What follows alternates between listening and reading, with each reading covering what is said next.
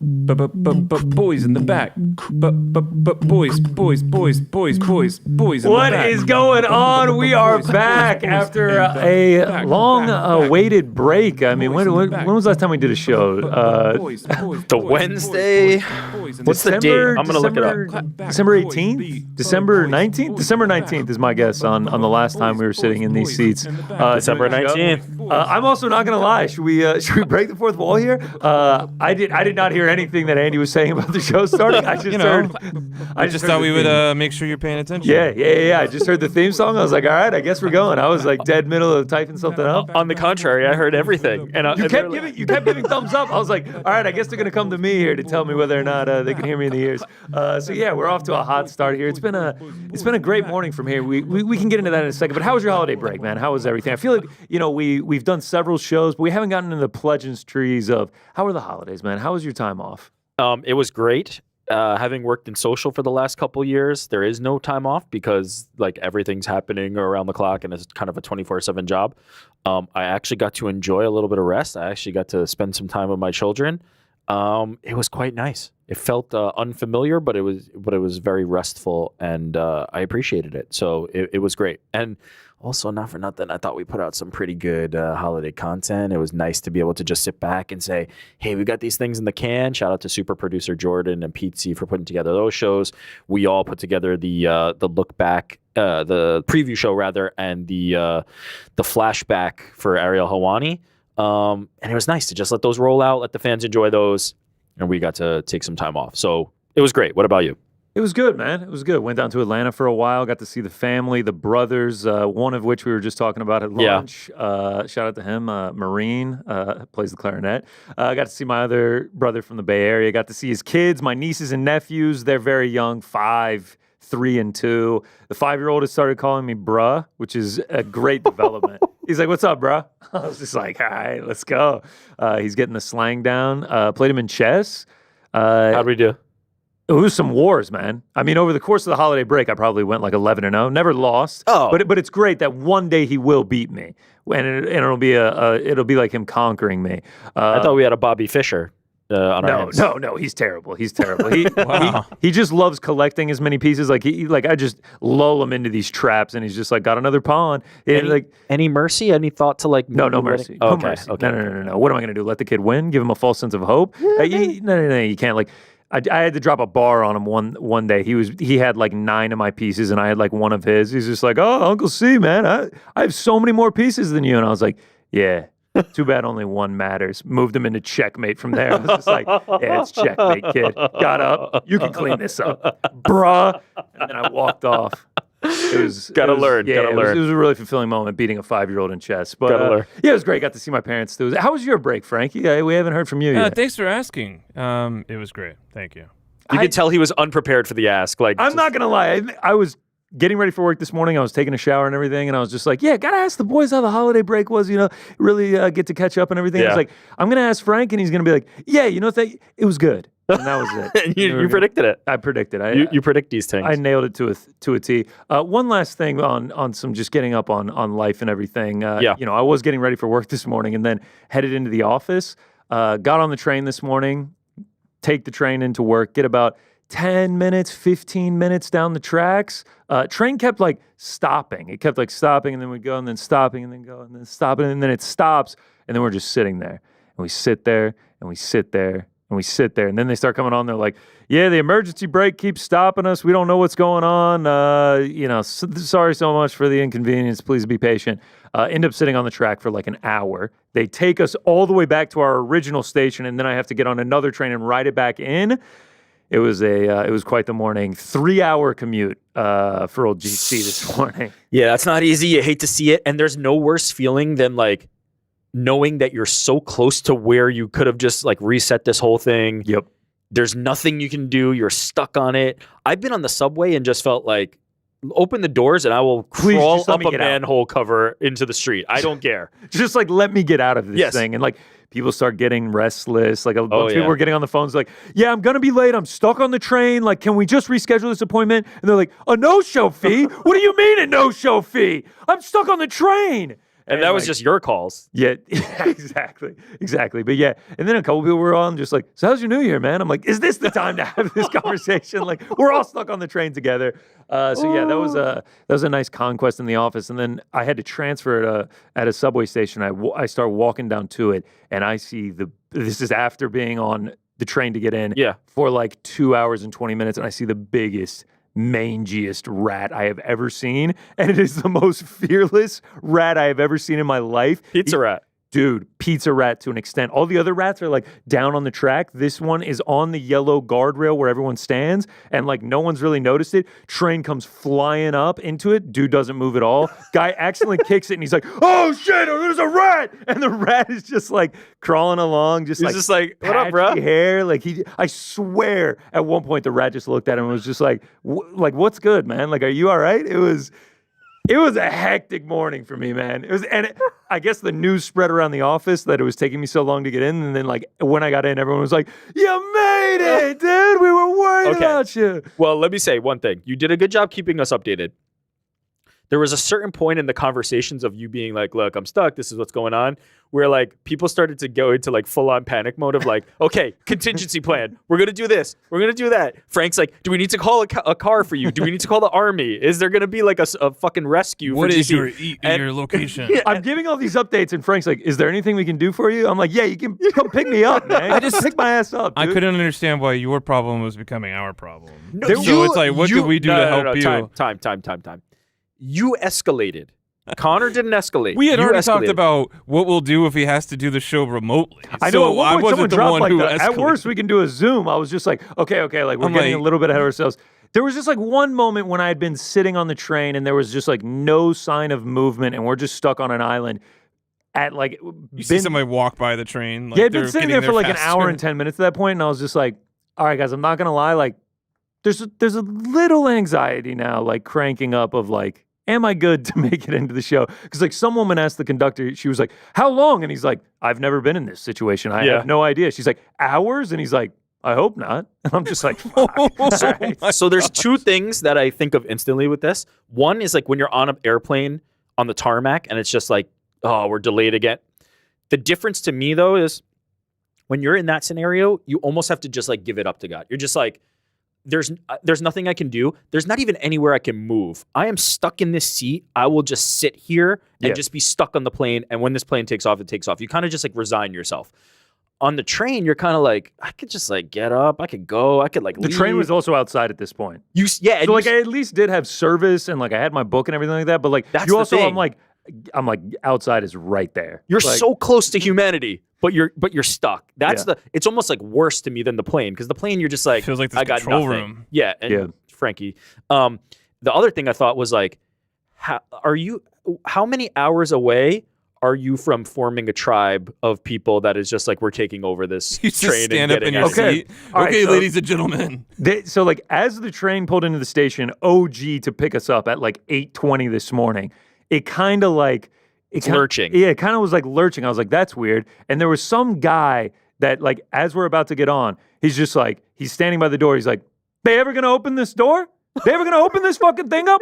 What was going on the entry there? They get shy? What was that?" He's like, "I guess we don't know how to work trains anymore." I was just like, I don't know where that guy ended up, but I know he was fuming. Miserable. He was fuming. The people stuck in the car with that guy were having a bad time. That was the dude that was gonna like tie his tie around his forehead and form the How tribe. long for you?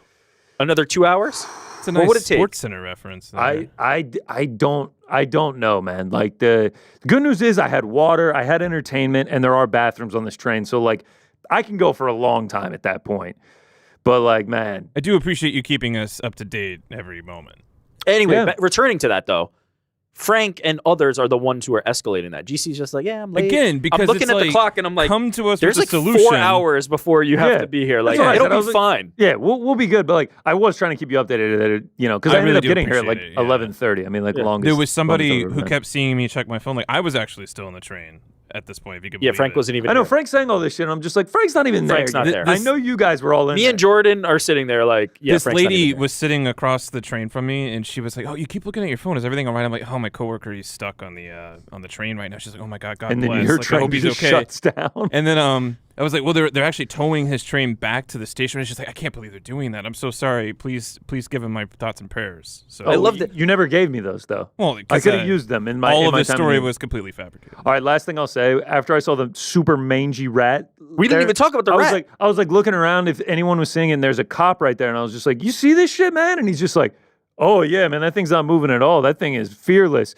And I was just like, what's going on over there? There's like 8 cops running a dude. They're just like, oh yeah, we're trying to apprehend this dude with a knife. And I was just like, what is going on this morning? And then just like in the Welcome to New York. Yeah, over the speakers, it was like, Frank Sinatra started spreading the news. There was a busker doing that, singing with a little cup. Gotta love this city. Harrowing. I have completely tuned all that stuff out as a native New Yorker. Like, if I saw a rat that was 6 feet tall, I wouldn't even like flinch. I'd just keep walking. My body like seizes up when I see a rat. Yeah, no, it's not even registering. All right, so harrowing morning for me, but we made it here. That's why you leave so early. That's why you get here in time, because if we hadn't mentioned anything, no one would be any the wiser. But let's get into some mixed martial arts. But before we do that, I just have to let you guys know we are happy to partner with NordVPN. Why use NordVPN? Because it's the fastest VPN in the world. So no buffering or lagging while streaming, and it stops your ISP from throttling your bandwidth. NordVPN protects your private information like bank details, passwords, and online identity, including while you're traveling and using public Wi-Fi. Plus, one NordVPN account can be used on up to 10 devices. It's premium cybersecurity for the price of a cup of coffee per month. To get the best discount off your NordVPN plan, go to nordvpn.com/uncrowned. Our link will also give you 4 extra months on the 2-year plan. There's no risk with Nord's 30-day money-back guarantee. Let's go ahead and get NordVPN and protect yourself while you surf the web. All right, so a few days ago, I think the episode originally came out on the 31st, the Joe Rogan podcast, the powerful Joe Rogan podcast. Joe Rogan said on his show, on episode 2249, he talked about a rumor about Jon Jones potentially wanting $30 million. I think we actually have the video of that. We have it right here. We have the clip. I think it's going to be Aspinall. I think they're trying to come to some sort of an agreement. The rumor is that he wants $30 million, and that the UFC is going to pay it.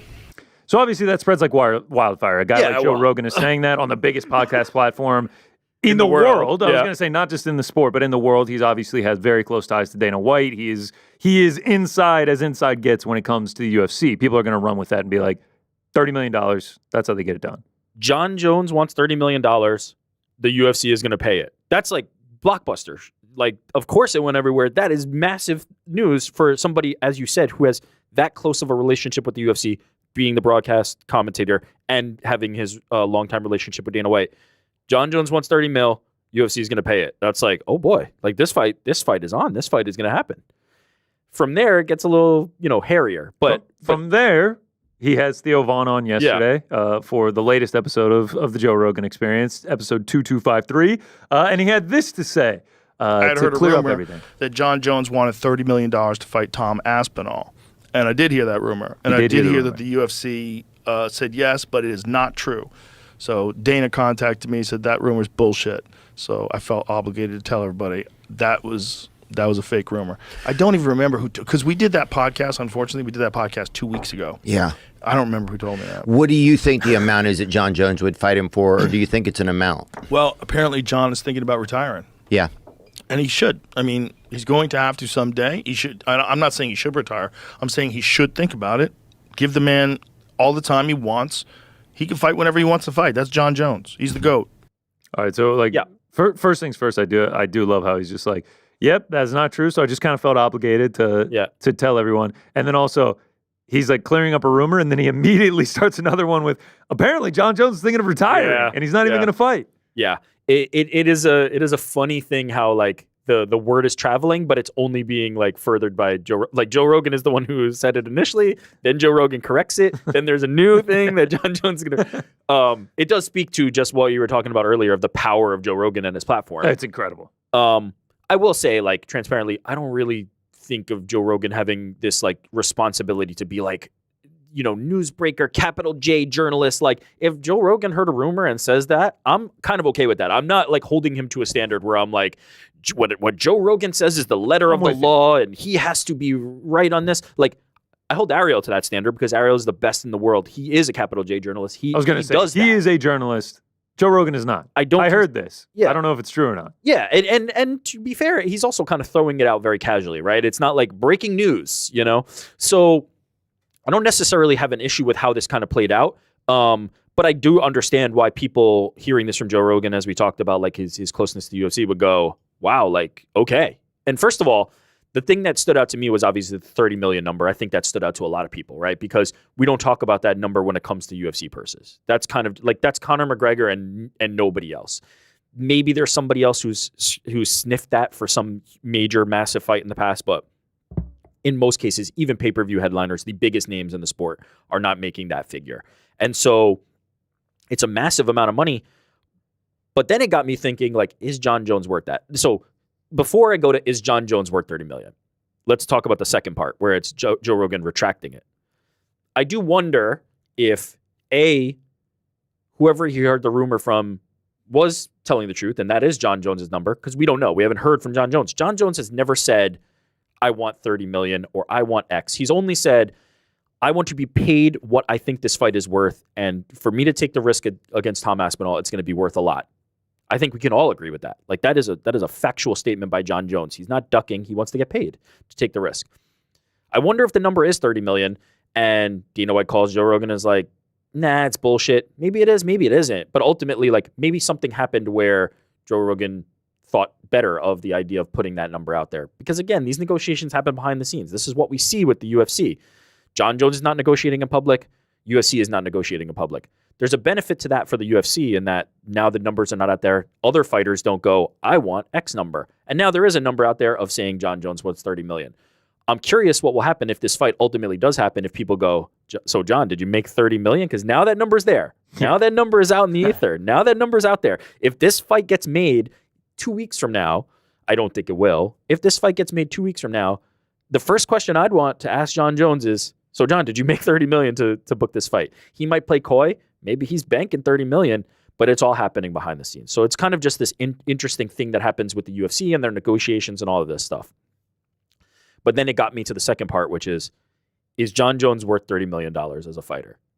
I'll ask you, actually. Yes. In my opinion, absolutely. I mean, you heard Joe Rogan talking about it, and it tails off in that one. And he's just like, and I'm hearing that the UFC might pay the $30 million. And he's like, hopefully. I mean, I hope they pay it. It's Jon Jones. Like, we're not talking about someone who's fighting on main cards or even in main events on pay-per-views. Like, we are talking about Jon Jones, one of the greatest fighters to ever live, period, point blank. He is one of the biggest stars that your organization has.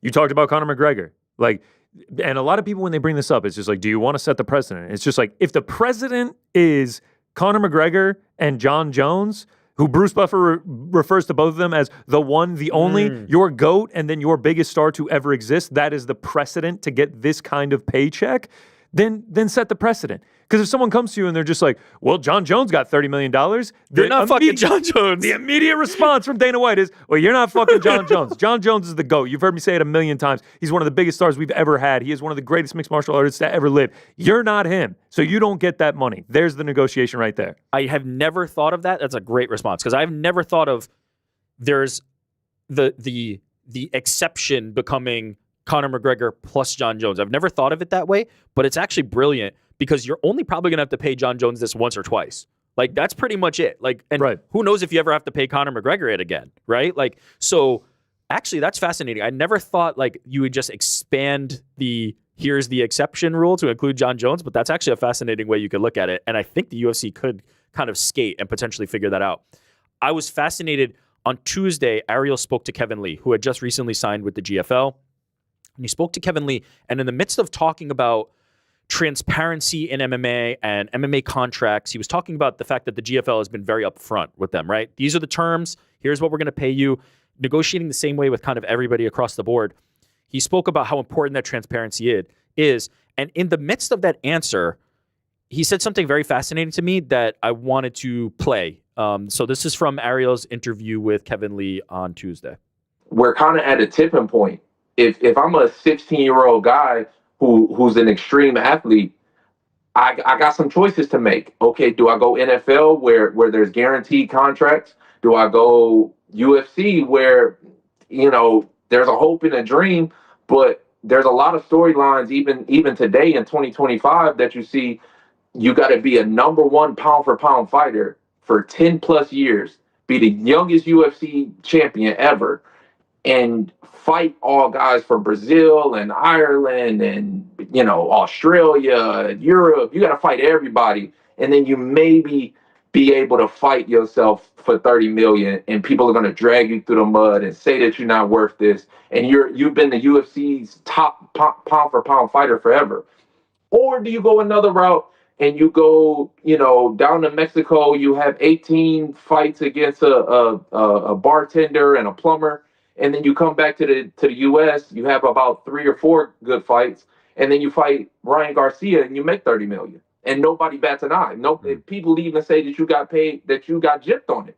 I'm talking about Devin Haney versus Jon Jones. If I'm 16 years old and I'm looking at these stats and I'm looking at these numbers, at the end of the day, if you want to recruit very, very high level athletes, the black and white's got to be there. These people ain't gonna put their lives on the line and go through the pain of becoming a top fighter for what?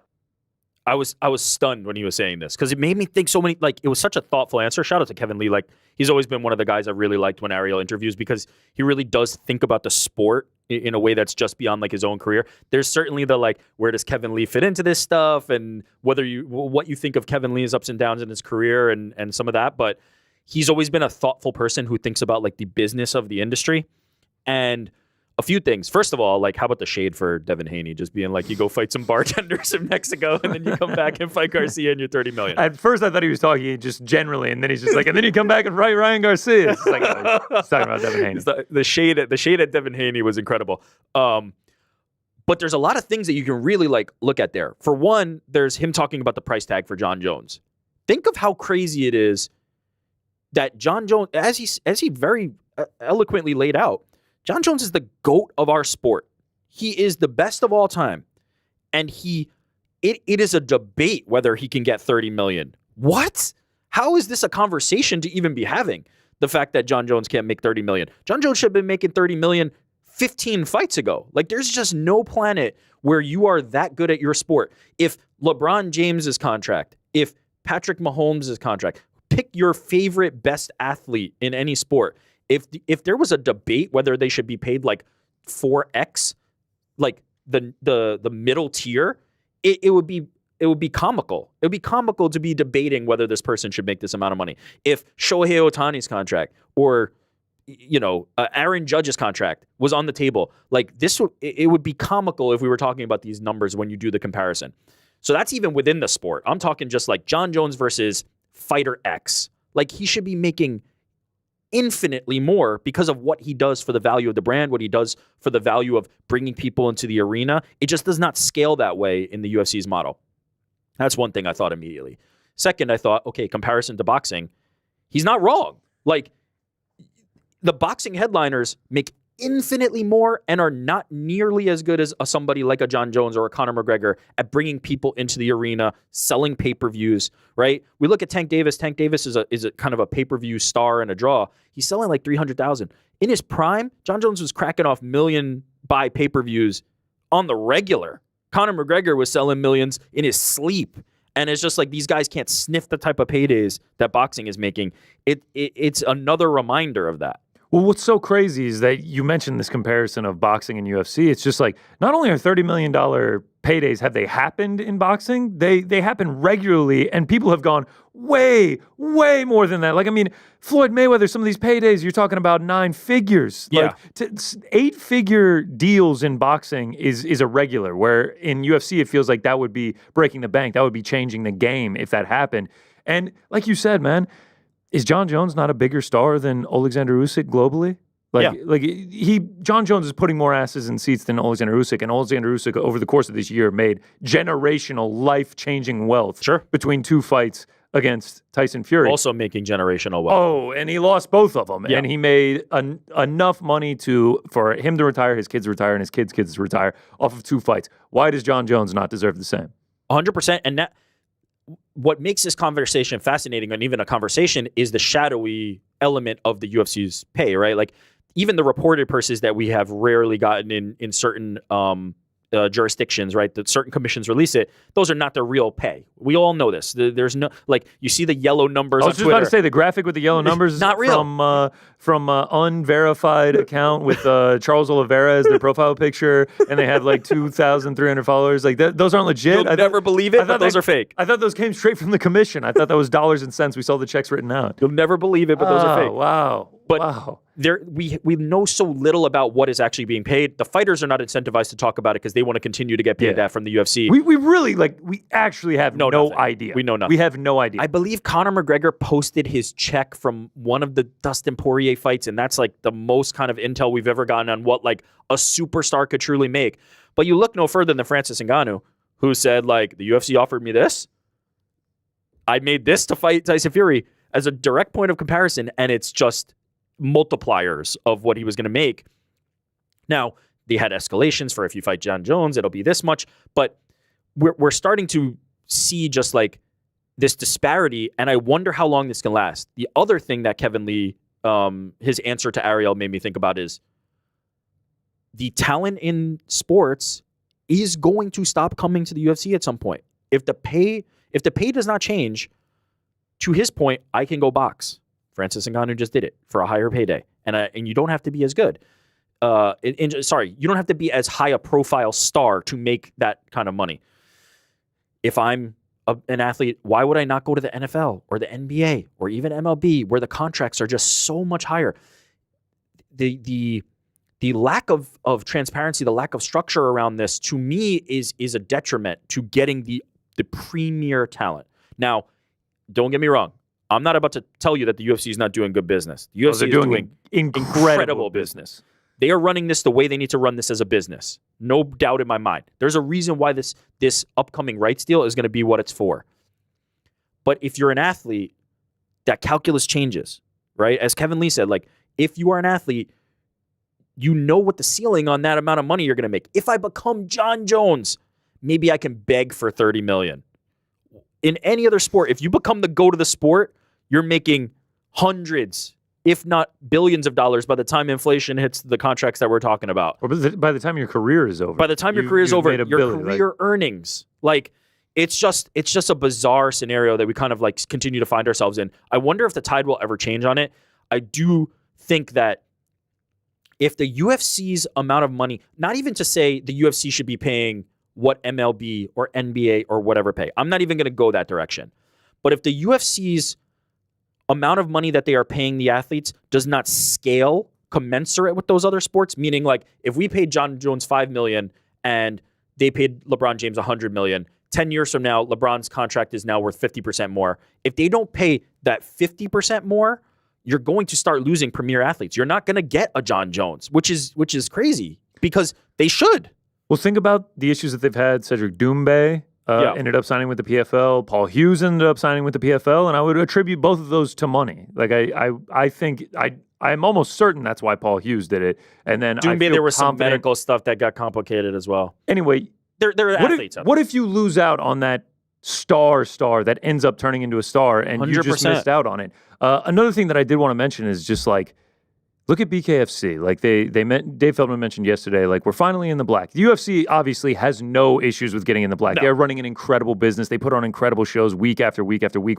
I'm not trying to give any advice to the UFC on how they run their business because they are absolutely killing it. But then go from BKFC and look at what Riyadh Season and Turkey Al Sheikh are doing. Yes. They're putting together all these incredible fights by paying their guys. And if you're not going to continue to raise the bar and raise the number of these massive stars fighting, we may start losing out on those big fights, and there's a danger of it becoming into that boxing territory. If we miss out on Jon Jones and Francis Ngannou, and then we miss out on Jon Jones and Tom Aspinall, and what if it starts leaching into the other divisions as well, and it's not just an issue with Jon Jones, it could become problematic down the line. Another fantastic point by you. I do wonder, and I think I mentioned this at some point maybe in the last year, I do wonder if Saudi Arabia changes that, right? If all of a sudden they go, I'm going to foot the bill, does the UFC actually want that, though? Does the UFC want Saudi Arabia to go, I'll give $30 million?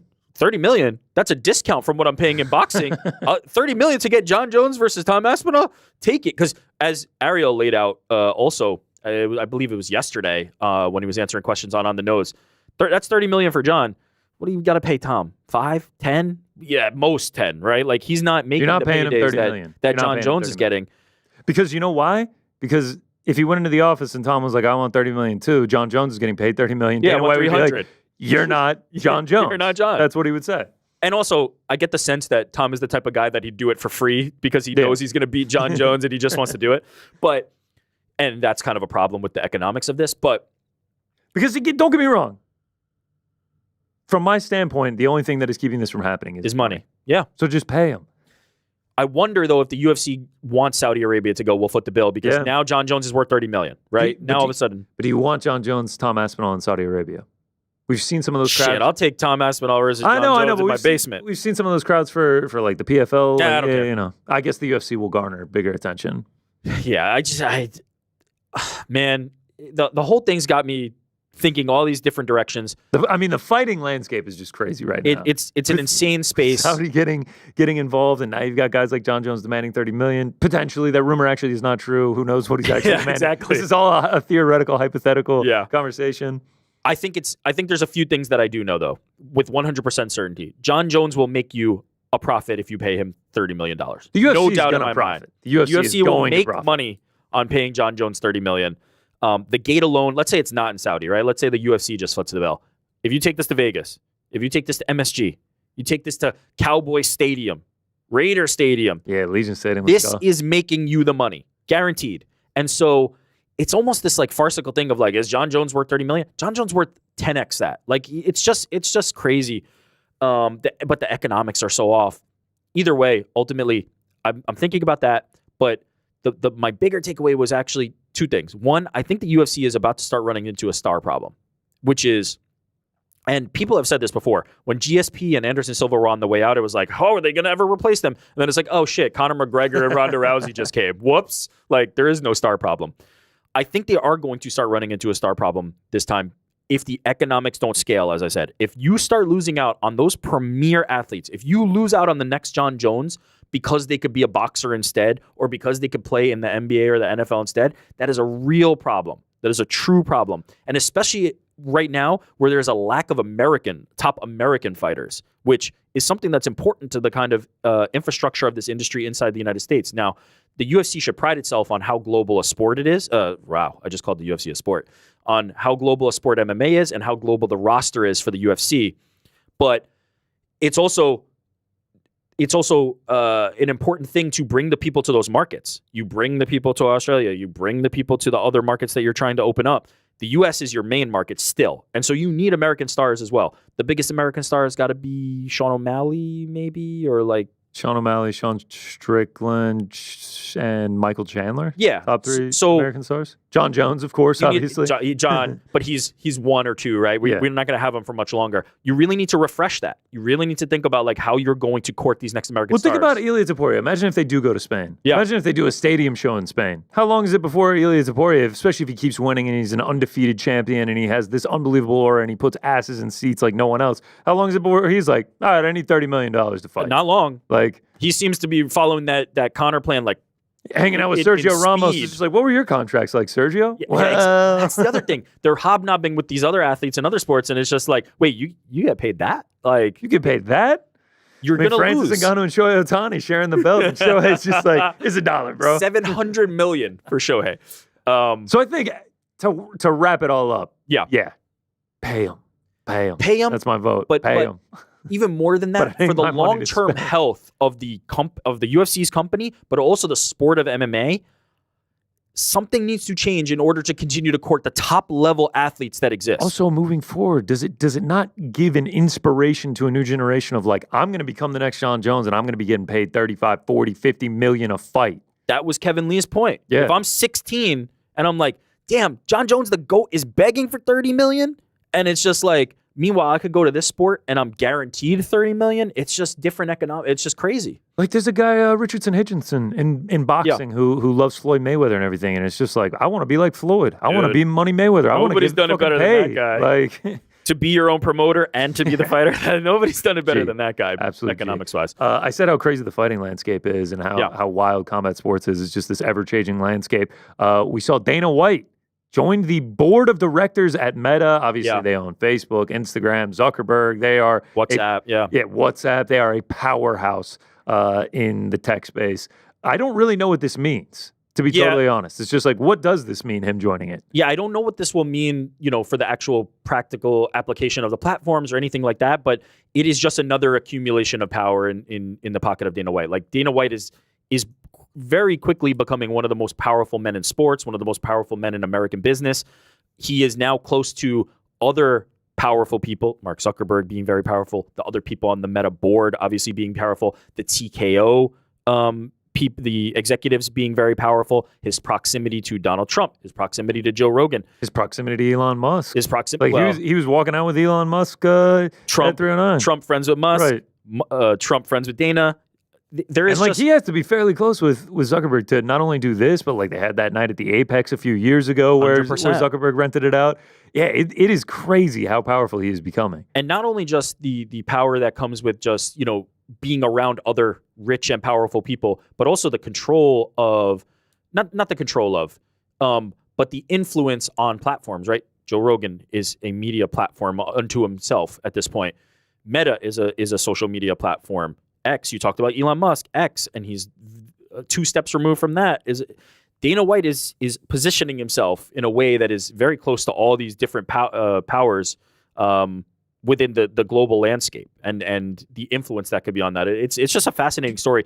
I don't think we'll know much of like how he will day to day be involved in the Meta business and things like that. But from a Meta perspective, Dana White is like a super hot property right now. He's a great person for you to say like, hey, I'm announcing that this guy who was the first person to speak at Trump's victory speech is now part of our board of directors.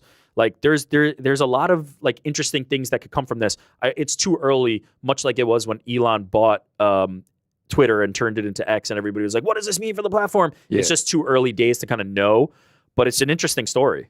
We talked about how many people he's hobnobbing with that are just like so high up and powerful in this sphere of space tech, whatever. Yeah, like all the influence he has. And I have no idea what the answer to this is. Is there any world where he just becomes so busy and entrenched and passionate about these other projects that he's eventually just like, I'm going to be an overseer of the UFC, but I'm going to hand off the presidential duties to Hunter Campbell or someone else? Are we not already there? Like he's still the mouthpiece, right? He's still the promoter. He still comes out in front of the cameras and answers the questions, but like the real business at this point is being done by Hunter Campbell. Yeah. The stuff behind the scenes, the X's and O's, the stuff that's not glamorous. The man in the trench coat smoking cigs in the shadows. He's doing that, and that's not to say like Dana. I'm not trying to suggest that like Dana White doesn't do anything. He is very valuable to the UFC. Oh, of course. There's a reason he's in the position he's in and continues to be. But I don't think it's any secret that it feels like his passion is elsewhere, right? With the power slap stuff, and now he's getting on a board of directors for another like. It just seems like he has kind of mastered MMA at this point. Like Dana White took this from he and the Fertittas took it from something that was about to go out of business into a monopoly, multi-billion-dollar monopoly at this point. And so, well, not according to the courts. And now there's not according to the courts, but dude, they own the MMA space. And so. Yeah, like I wonder how much motivation there is even is at that point. He still provides a lot of value to the UFC, in my opinion. He's such a recognizable face. He's one of their biggest stars. I talk about a star problem. He's one of their stars. He is one of their biggest stars, and so he still provides a tremendous amount of value. But he doesn't need to be doing the deals and doing the contracts and let Hunter Campbell handle the negotiations with Francis Ngannou and let Hunter Campbell do these things. And so, yeah, I don't imagine that his passion is as high for this as some of the new things. He kind of conquered all that already. Yep. So I think we're already there, but it'll be fascinating to see if he ever even like goes further away from it. Now he's not at the press conference. That's what I'm saying. Instead, he's focusing on other businesses. That would be a fascinating right. kind Does of he move. Get to that point where it's just like, all right, Hunter Campbell's doing the press conferences and stuff like that, or is it going to be like Bob Arum, where like Dana White's 85 he's just there and he's still just there, like, what's up, everyone?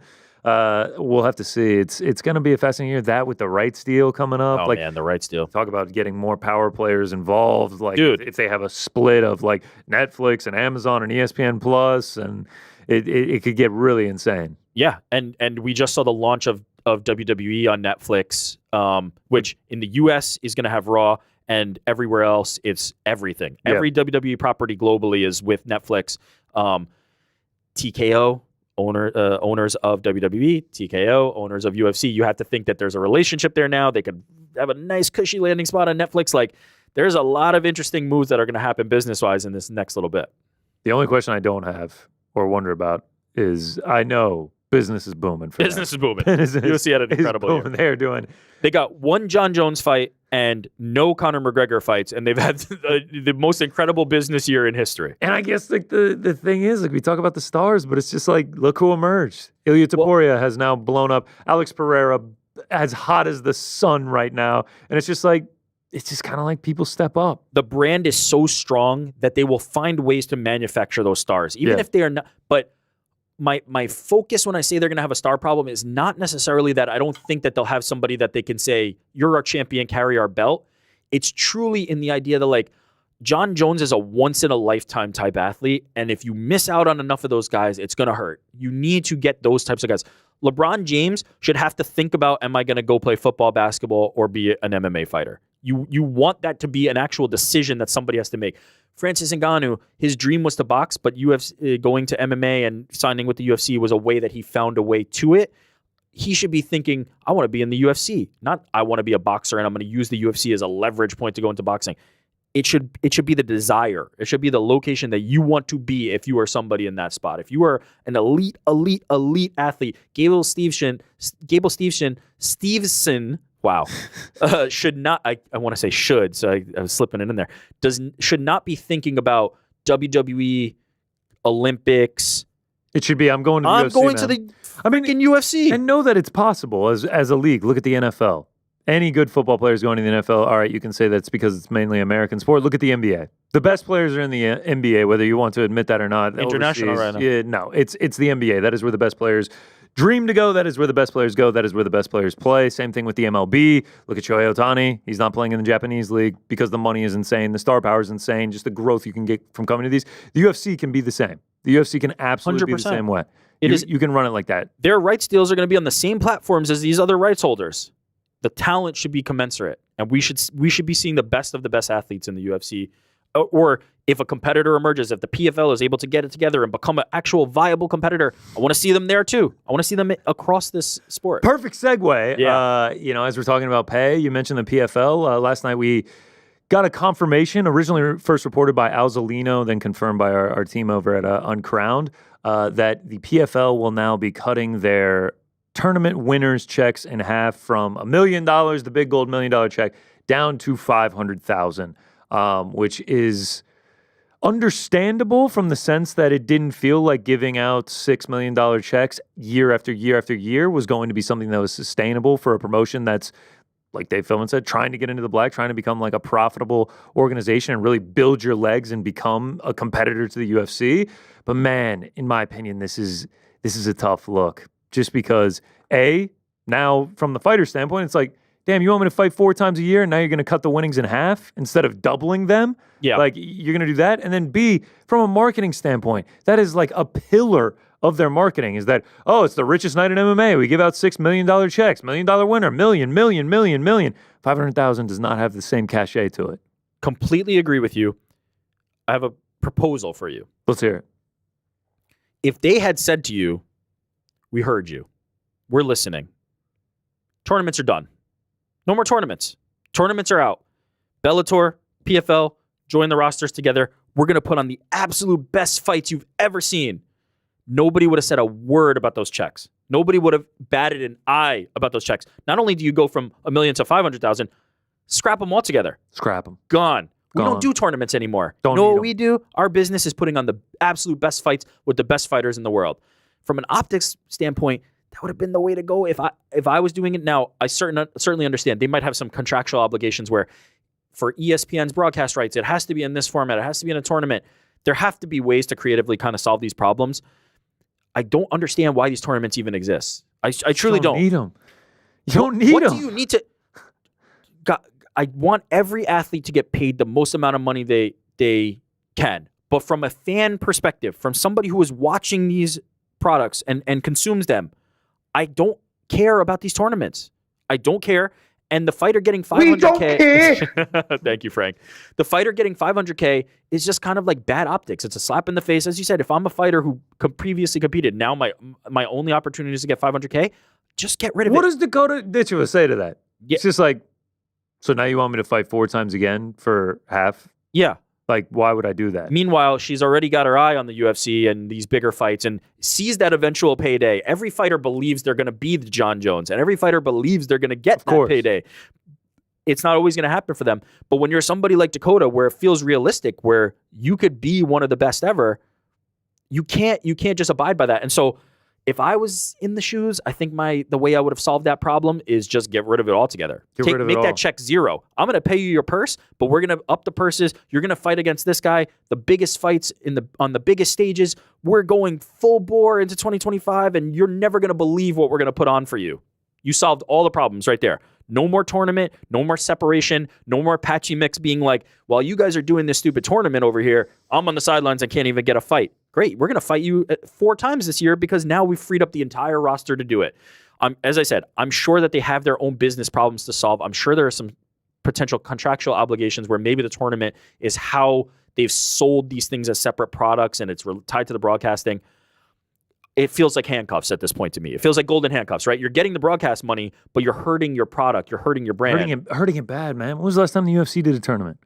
When was the last time boxing did a tournament? There's a reason it's not a mainstay. You don't need it. Like, you don't need it. Not in this format. Not in this way. It's also like the matchups that we get from the tournament are not intriguing enough. It's not like, oh, well, we're getting this and that. Well, that's the downside of the tournament. The positive of tournament is it's a meritocracy, kind of. Again, they get to choose some of the matchups, right? They say, oh, we're going to match these people up before the playoffs. So they do have some influence, but it's a meritocracy. The best wins. At the end of the tournament, the best wins. That's the positive.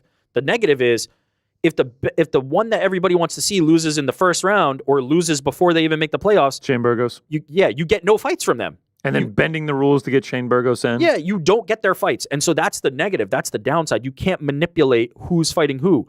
It just doesn't make sense anymore for me. And so this like drop from 1 million to 500,000 is kind of like academic for me. It's not academic for the fighters, and I don't think it's a great thing that they're going to potentially not be able to compete for another half of that million. Peanut gallery real quick. Yeah, please, Frank. Doesn't it almost make the $1 million purse like that much more valuable now? Like the people who were like grandfathered in, like, oh, I remember when I got paid $1 million for that. It's almost like, do you want that? Do you want that at your organization? Like, it's just like, I don't think it's good for the future. Back in but my I have to day, say, if I'm Dakota right now, it's like, damn, I'm glad I got in there when that iron was hot, because like it certainly isn't. Anymore, yeah, but Dakota's still on their roster, and now if you're Dakota, you're looking at $500K potentially. You're looking at Kayla Harrison, who was just like, yeah, back in my day, we got the $1 million checks. Right. It's like I was now I'm in the UFC about to fight for a title. Yeah. Right. It's not a good optic look.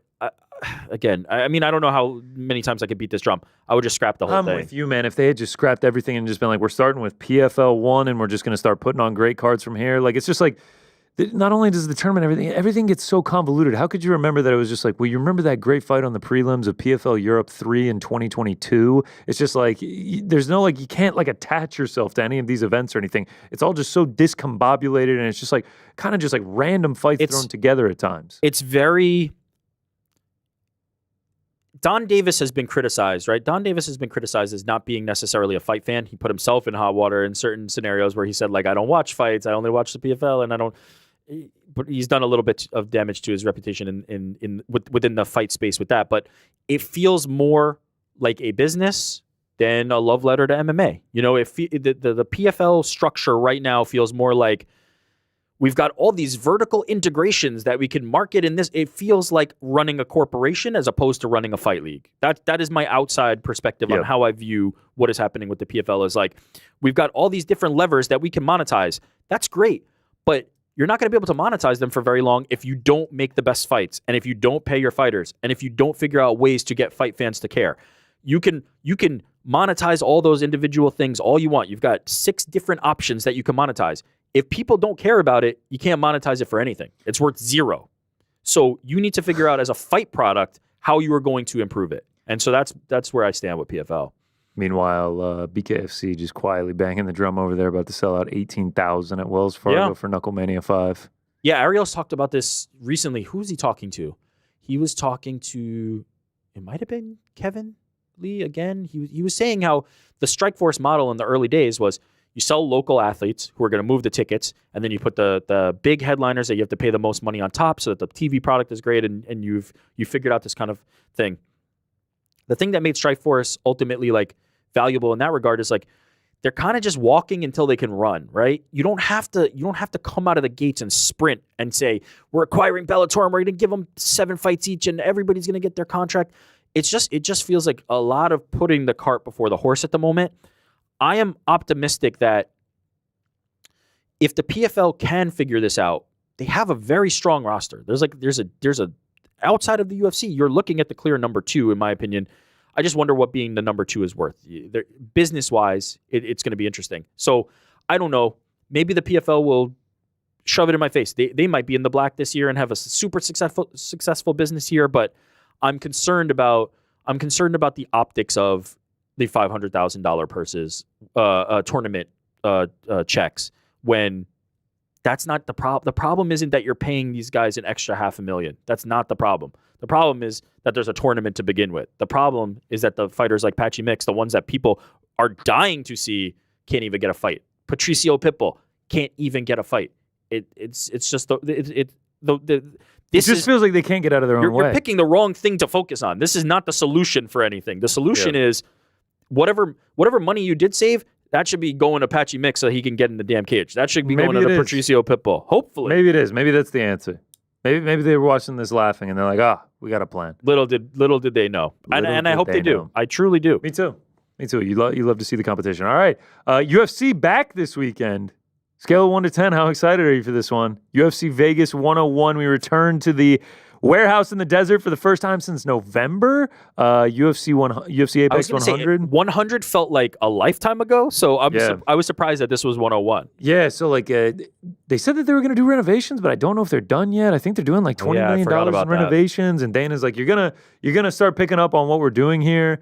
I don't know exactly what they got planned, but regardless, we're back in the Apex. It is not over. Yes, we're back in the Apex. I'm excited about this from the perspective that it's a signifier of return to normalcy a bit. Like, it feels like it has been a very long time since we've had a UFC card, but the card itself, I'm not exactly thrilled about, over the moon. But next week, I mean, oh my goodness, this is just like an appetizer. This is actually like you're at a fancy dinner. You know you're about to get a 24-ounce porterhouse, like a fantastic meal. Everything, all the trimmings, everything you could ever want. And right now they're just walking around with some hors d'oeuvres before the meal gets started, before you have your seat. And that's fine. Yeah, we got fights back. We're going to get to watch live fights this weekend. And then next week we're going to get an absolutely unbelievable card. I almost want to just sit here and spend time talking about 311. But we can save that for next week. We can save that for next week. Because we have a rematch that we have been waiting ages for since 2019. Mackenzie Dern taking on Amanda Hebus. Mackenzie Dern, yes, coming off a win, but a fairly bad run of late. I think she's 3-4 in her last 7. Amanda Hebus kind of been hot and cold, winning, losing, but she did beat Mackenzie Dern back in 2019. Not a ton of stakes attached to this one, but a solid main event. It's always interesting when Mackenzie Dern gets in there, just because of how skilled she is grappling and how tough she is. You usually get an exciting fight when Mackenzie Dern's in there. Yeah, totally. You mentioned the first fight. What's important to note, I'm looking at the records now. I'm looking at the typology. She was that lone loss when Mackenzie Dern went on that run. When Mackenzie was at her apex, when she was really firing on all cylinders. So that says nice something about words there. Yeah, when that says something about where Rebus is at, and how I'm kind of viewing this matchup. I think she's a decent size favorite, and so I'm interested. Mackenzie Dern's one of those that no matter where she falls in the standings, in the rankings, people want to see her fight. First of all, she's an incredibly exciting fighter from both. She's willing to stand there and trade with people on the feet, even though that's not her expertise. And when she gets on the ground, it's like watching, a magician kind of do tricks. And so she delivers, regardless of kind of what you think about her championship aspirations. I know there are a lot out there. I believe the Uncrowned's very own Shaheen Al-Shadi was one of those people that was like, Mackenzie's going to be the champ. I don't think we're ever looking at that. But what I do know with every Mackenzie Dern fight is you're going to get a scrap. We will see a decent fight, and she delivers in that regard. And Hebus is kind of the same. Hebus is an action fighter. She's not just going to go out there and make it a boring competition. So I'm decently excited about this fight, but I recognize I don't think there's much on the line here. I'm not expecting big fallout. Right, like Hebus is 8, Mackenzie Dern is 6, but like if you look at the rankings, like Dern has losses to 5 in Lemos, 4 in Andrade, 2 in Yan Jiaonan, and then like you have to think Tatiana Suarez is next. Like Mackenzie Dern is several fights away from fighting for the title, so I think it'll be fun. It'll be fun. I mean, Amanda Hebus will come in there and throw as That's well. Any intrigue? I mean, I am a known Dern fader, but mostly because we would get Dern at big favorite odds. You're getting a nice price. Yeah, right now, Hebus minus 189, Dern plus 164. I mean, could be interesting. On which side? I mean, the only way I'm betting this is if I'm betting the underdog. There's no way I'm taking Amanda Hebus at minus 190, especially against Mackenzie Dern, because every time I've bet against Mackenzie Dern, sub, she's just like, it literally gives you, that's the best part, is that like people are like, they always demand that you bet Mackenzie Dern sub when she hasn't had one since April of 2021. But like every time, like the Yan Jiaonan fight, the amount of times that like it almost looked like Yan was about to get subbed. And then like Jessica Andrade kind of gave it to her, so did Amanda Lemos. But it's always scary betting against Mackenzie Dern. So I'm not taking a minus 190 against her. I get it. I totally get it. It feels like one to sit out probably, but. Co-main event? Yeah. Big Santiago Ponzinibbio taking on Carlston Harris. Good to see Carlston Harris back, man. He's a solid mixed martial artist. Rough outing in 2024, got knocked out in the first round, but first time I remember watching him was actually against Shavkat. And like people were like, this might be the guy to give Shavkat his first loss. Ended up not happening, as we know. But he put together a couple wins after that. And then Ponzinibbio is just always down for a scrap as well. Yeah, and he's kind of like a Amanda Hebus. Like he'll just come in there and just throw. And been around for so long, and just one of these guys that continues to kind of just be in that like mix around the bottom part of the rankings. A bit of a clash of styles in this one. But I feel like I lean Ponzinibbio, but I don't know. What do you think? Yeah, I think I go Ponzinibbio. They're about the same size. They're about the same age. They're kind of old. They've both kind of been on bad runs. Like Ponzinibbio's 1-4 in his last 5. Carlston Harris 2-3 in his last 5. But I'd go Ponzinibbio to get it. And in terms of who they've faced over their careers, though, obviously the experience edge is with Ponzinibbio. Far with Ponzinibbio. A couple other interesting ones. Abdul Razak Al Hassan versus Cesar Almeida. Like feels like it could be exciting. Could be. Like sometimes. I used to just only bet unders on Razak Al Hassan fights, and then like he went to like several decisions, and then you kind of start realizing like there's a real chance these go to decisions. Yeah, it's one of those things where it's like that he's going to empty the gas tank early, and you think maybe he'll gas out and get finished, but then sometimes the level of competition isn't equipped to make him kind of like get finished. And so that's a dicey game, but I could also see a world where he just comes in there and throws one haymaker and it's lights out because he has that kind of like nuclear power. One that's actually a real scrap is Chris Curtis versus Roman Kopylov. I mean, like if these guys just trade on the feet, then this should be a pretty exciting fight. I mean, Chris Curtis, a lot more of a counter puncher, but like I think Kopylov will bring the fight to him, and both these dudes can get finishes. What's the current line on that one? Like, let me tell you right now, Curtis is the dog. Kopylov minus 251. Chris Curtis plus 211. I'll be honest, I feel like there's probably some value on Curtis there, right? Like it just feels like this is closer to a coin flip for me. Maybe I'm off there. Maybe my read's a little bit off. I know Kopylov. Remember, Kopylov was hot going into the Anthony Hernandez fight. Yeah. And then obviously Hernandez. God, what a choke that was. I mean, Hernandez is just a different type of beast and gave him the loss, but he bounced back against Cesar Almeida. Got a split decision win. Chris Curtis has a way of just making really good guys not look good though. Sometimes like he as you said, really good counter striker, can be patient. If you're pressing the action, he's going to come back and look pretty decent. So I expect that Kopylov's going to try to come at him. I kind of like Curtis as a dog. I don't know if I like him outright, but I do feel like dog, he's decent there. Well, I mean, I believe it was 2021 when he returned to the UFC. He came in against Phil Hawes, cashed as a massive underdog with a huge knockout, and then fought Brendan Allen and cashed as a massive underdog again, plus 280. He was in the running for most profitable of the year at the MMA Hour Awards that year. So like he is no stranger to being a dog. Yeah. And then fought Brendan Allen again last year in a rematch, went all 5 rounds with him, thought he won that fight. Yeah, close. As another big dog, lost a split. So like I wouldn't blame you for taking Chris Curtis as a dog. It's kind of like Mackenzie Dern. That's like where you want to be betting him at. Yeah, and as I said, he tends to make like fights that are this way on the betting odds look closer. You know, Brendan Allen was as hot could be at the time that you're talking about that second fight. I think a 6-fight winning streak, Chris Curtis was plus 200 going into that one. Yeah. Like, he has a way. I might be getting talked into a Christian dog I like it. Christian. Speaking of big dogs, man, Christian Rodriguez, after he got the win over Raul Rosa, seemed to be the darling of the division. Now against Austin Bashi, he is a plus 225. Bashi minus 265. Damn, I wasn't familiar with your game, Bashi. Like that's massive to be over Christian Rodriguez. I mean, he's undefeated 13-0, but man, he's making his UFC debut. Yeah, like he's coming off the Contender Series 4 months ago. Rodriguez is a sneaky dog. I don't know about that. I mean, this is one of those where when I was wagering more, one of the things that I pretty consistently did was stay away from debutantes. Like it's impossible to kind of know, and especially at that type of money, I'm not sure. But Christian Rodriguez is a good fighter. I'm curious to see how that goes. Yeah, I mean, it's just like it just feels like Apex first card of the year, debutant, big underdog against like a guy who's got some good wins in the division. It's just like. That stacks up to maybe lay a little cheddar on that one. Puna Soriano versus Uros Medic. If you don't know the doctor, you should get familiar. 12 pro fights. None of them have gone to a decision. Like, he's always in exciting fights. And then Puna can crack too, man. I mean, leaned a little bit on the wrestling more lately, but like he can throw if they exchange. And he's got a chin on him. You know, it's hard to get him out of there. And so I could see. We'll talk. I think this one will come up later, but he's got that Hawaiian chin. I like this one. This is one of the ones that I feel like could have been higher on the card. A couple other guys going. Ihor Potieria. Yep. Taking on Marco Tulio. Shout out to the duelist. A little Preston Parsons action. Love it. Gotta love a good Preston Parsons fight. You got Victoria Dudakova. Shout out. Yeah. Fatima Klein. Yeah, Fatima Klein. Ernesta Carricate.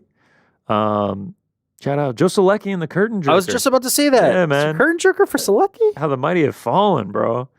Selecki can pull that dog out, man. He's had some tremendous fights. Getting the undefeated Tajik Ego, Nurul Aliyev. Just putting it out there. Not the best card, not the best offering, but we got fights back. And we got UFC 11 next week. 311, yeah. What did I just say? UFC 11? Yeah. We have gone back in time. UFC 311 next week. So I'm glad that fights are back. Man, what a card 311 is. But let's not. We go down that road, we're going to get. Amber is the color of your energy. Next week. What was that, Frank? Amber is the color of your energy? Is that like a band 311 reference? What is that? That's the song? Yeah. Oh, okay. That is Amber is the color of your energy. Yeah. Is that how that song goes, Frank? Yeah. Yeah. Oh, okay. Whoa. Let's just put it on. Let's get demonetized. No. I was actually watching the Raw, the WWE. Yeah. And it was at where UFC 311 is going to be. And that's right. The Intuit. Yeah, the Intuit so much. It looks like a sick arena. Yeah. But I was just like, man, this place looks sick. This is where 311 is going to be. And they were just like, oh, the band's performing there. And I was just like, nope. UFC 311. No, UFC is going to be there. Sorry, I meant UFC 11 will be there next week. All right, so that's UFC Apex 101. Yeah, it's fine. We got fights. It'll be fun. It'll be UFC's back. This is a nice little thing. The card has a few finishes. You feel great, and then you hit 311 fight week, and you're like, oh my god, and this is it. The second someone gets knocked out, someone gets tapped out, or someone gets hand raised in the Mackenzie Dern and Amanda Ibis fight, it's just like 311.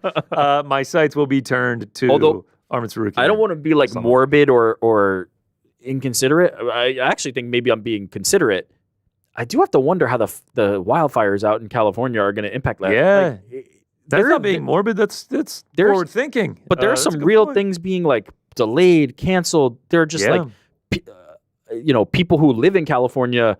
Is my priority going to watch UFC at this? Like, I wonder how many people who are holding tickets like lost their home. Like, this is a crazy kind of thing happening, and I just wonder how that's going to impact the event, if at all. Right down the road. Yeah. Hop on the highway. You got the Apex if needed. Yeah, I don't think it'll ultimately come to that, but I just do wonder like where the focus and the priorities for the state and the city are. Me too, because it looks bad out there, man. Yeah, I was gonna say that is scary signs. I've sent 100 texts to people in California. Thankfully, everybody I know is kind of doing well and okay and happy and healthy and safe. But like, there are so many people who have lost their homes and lost all their possessions. I actually saw a clip of Joe Rogan last year, and he was talking about how a firefighter was telling him, I guess similar to how someone told him about Jon Jones 30 million, but someone was telling him like it really just comes down to how the wind catches on these fires, and if you catch the wrong wind, then like LA can just completely go up in flames. Yeah. So yeah, that is something to monitor, man, for real. Yeah, we're thinking of everybody out there though. All right, so that's UFC Vegas 101. We have to make some picks. The parlay pals are back in 2025. We're here to take everything this year. But are the parlay pals the parlay pals? What do you mean? Tell me more. We got me. We got you. Frankie, you're still in? Woohoo! Okay. Oh, you were asking me. No. I was asking you. Oh, I thought you were like saying you're still in, and I'm like, woohoo! Thanks, guys, for picking me. All right, so over the holidays, there came into question whether or not Juliana Pena was going to continue into 2025. Now, I'll say this is my fault. She's obviously a very busy woman. The bantamweight champion of the world has things on her plate. Okay. Not to mention she's super nice. Yeah, she's the greatest. Sweetheart. She's absolutely the greatest. We've done nothing but blindly support her for the last 2-3 years. At this point, willed her way to that champion, and I'd like to think in the back of her head, deep in those championship rounds, she was just like, "Gotta do it for the parlay." Yeah. I did send her a text though. I said, "We're gonna do a pick for the first event of the year." I sent I sent one of these too. You know, really just like coming up. You know, the fingertips. Yeah. No response yet. When did you send that? Yeah, I didn't send it till lunch. I'm not gonna lie. For lunch. Oh, okay. So busy lunch morning. A couple weeks ago. She could be in training right now. Could be in training. Could be in wrestling. I feel like we give it a minute. We give it some time, and then maybe we can update on social and be like, here's the. Yeah. Do we call in Pizzi as a backup if there's no response from the chat? Absolutely. PT? Okay. Man, if we get no response, how the mighty have fallen. The parlay pals can't even get a text back. She's gonna text back. She's just busy. Don't catastrophize. She's still here. But yeah, PT. He's been good for us so far. PT's good to have on the bench, you know? Yeah, he is. He called that Cyril Gahn robbery. He did. He did, and he also had the Marab out in Vegas. That was a great pick. That was a great pick. All right, let me throw the names in the randomizer. It's good to hear the randomizer again. Frank, it's been a while. You go first. Oh, Rick nice. Second, I'll go third. All right. Well, to start us off here. Start us off, man. Yep. I'm going to go with Thiago Moises and Trey Ogden going over 2.5 rounds. Okay. Okay, Lock it so up. Thiago Moises versus Trey Ogden over 2.5 minus 298. Nice. Wow, did we add new sound effects? Nice. Oh wow, I love it. I'm also going in over. I'm going the over 1.5 in the Soriano and Medic fight. Sick. Wow. That was an option? Yes. Yeah, of course it was, man. It always is. Most of these fights, they're gonna have an over. They're gonna have an alternate over. Man, maybe they're gonna have an under. We're using You know what? DraftKings, right? I'll go. No. That's no. the problem. All right. I'll go over as well in the Christian Rodriguez Austin Bashi. Damn, fight. look at that, I will 3 overs. go alt over minus 475 over 1.5 in Christian Rodriguez versus Austin Bashi. So right now we're at plus 154. Is that what you wonder if we told the producer? Nope, I changed it. All right. Well, you know, it causes a lot of problems back here when you just change things on the fly. No, it doesn't. No, With it who? doesn't. There's no problem. Frank is making a problem. Yeah, now. yeah, Yeah, I See, agree. Honor Jordan, thank you. Was that to Air Jordan? Yes. Wow, Yeah, on Air Jordan getting on let's air. go. Love On Air it. Jordan, Love on air, it. baby. 2025 I love it. debut, you know? Wow. We don't even have Juliana's pick, so we couldn't even fill it in. Yeah, doesn't matter. Thanks for trying to shame us, though, Frank. We appreciate Yeah, that, Frank, man. what was that? He broke the fourth wall just to kind of. I'm shit on staring us. at him, shaking his head profusely right now. He's like, I can't believe these guys. Yeah, I changed it at the last minute, man. I changed it at the last minute. I'm unbothered. I think we're having a great show just until this moment when Frank decided to throw us under the bus. Can we All right, see the well, control room real quick, Andy? Let's get back to having a great show. Frank called Look for at the the shot. I control want to room. see it. Look how upset he is. Oh, look at that. He's That's the international sign for I can't fucking Knicks. believe Go this. Knicks, Jordan. Let's go Like that? Knicks. Big win last night. Yeah, I watched none of it, honestly. Oh, yeah, against wow. the Raptors. I was just pulling that out of my ass. This is I had no idea they even this is getting played. concerning though because now Ariel, obviously, Jordan, we're starting to get surrounded by these Knicks fans. What's going to happen when they lose again? Like, Yeah, you know, no. I'm concerned. Of course, they're going to lose in the playoffs. I mean, Yeah. there's no question about it. Especially with your Cavs rolling at 32 and 4. That's not even a competition at this point. Did the Thunder beat the? I mean, did the Cavs beat the Oh Thunder? yeah, they did. They sure did. They sure did. That's sick. Donovan Mitchell. Donovan. Well, it's you know who's sneaky to MVP. It's Evan Mobley. Evan Shout Mobley out. is a Shout out to USC. Oh yeah, that's right. He did go to the I USC. used to be a college hoops head. I used to know things like that. You know, speaking of getting old, Jordan, you said you're getting old back there. Back always hurting. Been having some knee pain lately. Uh-oh. And this is just old man knee pain right here. Did 100 floors on the Stairmaster. Next day, I could barely bend my knee. The moment I hit 30, Yep. The creaks just started. Yeah, I'm an old man. Earlier, Andy was like, guess what, guys? My PT trainer said that I'm succeeding, like I'm actually getting better. I'm like, so the old people talk is just getting a little crazy. So No, I'm ancient. I'm going to over open up here. a Celsius here and just enjoy the heart palpitations. Shout out to Celsius. Heart palpitations because it's so good, Frankie. They're positive. That sparkling watermelon. What else we got? Ooh, sparkling wild berry back there. Might have to get some. Yeah, my knee. I just had to pop that bad boy. All right, let's do my bets right quick as we get it going on the year. Right now, we're going to give the official record going into the year, third party tracked on BetMMA.tips, and I am currently sitting at. I want to say I started tracking this at the beginning. I was just gonna say, remind me, where does this go back to? Okay, so like I started tracking on the MMA Hour, and you know we hit 100 units, but it was like a year and a half in. Everyone was like, "Oh, you giving your picks out on Wednesday and then reporting back on them every single Monday, and also tweeting them out and like completely being transparent and never charging anything from anyone is not good enough. You must use BetMMA.tips to third-party track everything, even though they can't do specific bets, and they can't do futures, and they can't do boxing, and they can't do any of that. So I started doing it. Every single week just to prove that I am a profitable MMA bettor. Right now, we are 49 units up since we started using it. Which is actually quite good because at UFC 290, I was down 32 units. So you dug out of a hole. Oh, big hole. So since UFC 290, we're up like 81 units. So across the last 20 pay-per-views, we're up like 80 units. All third-party tracked. Can't enter it even the day of the fights.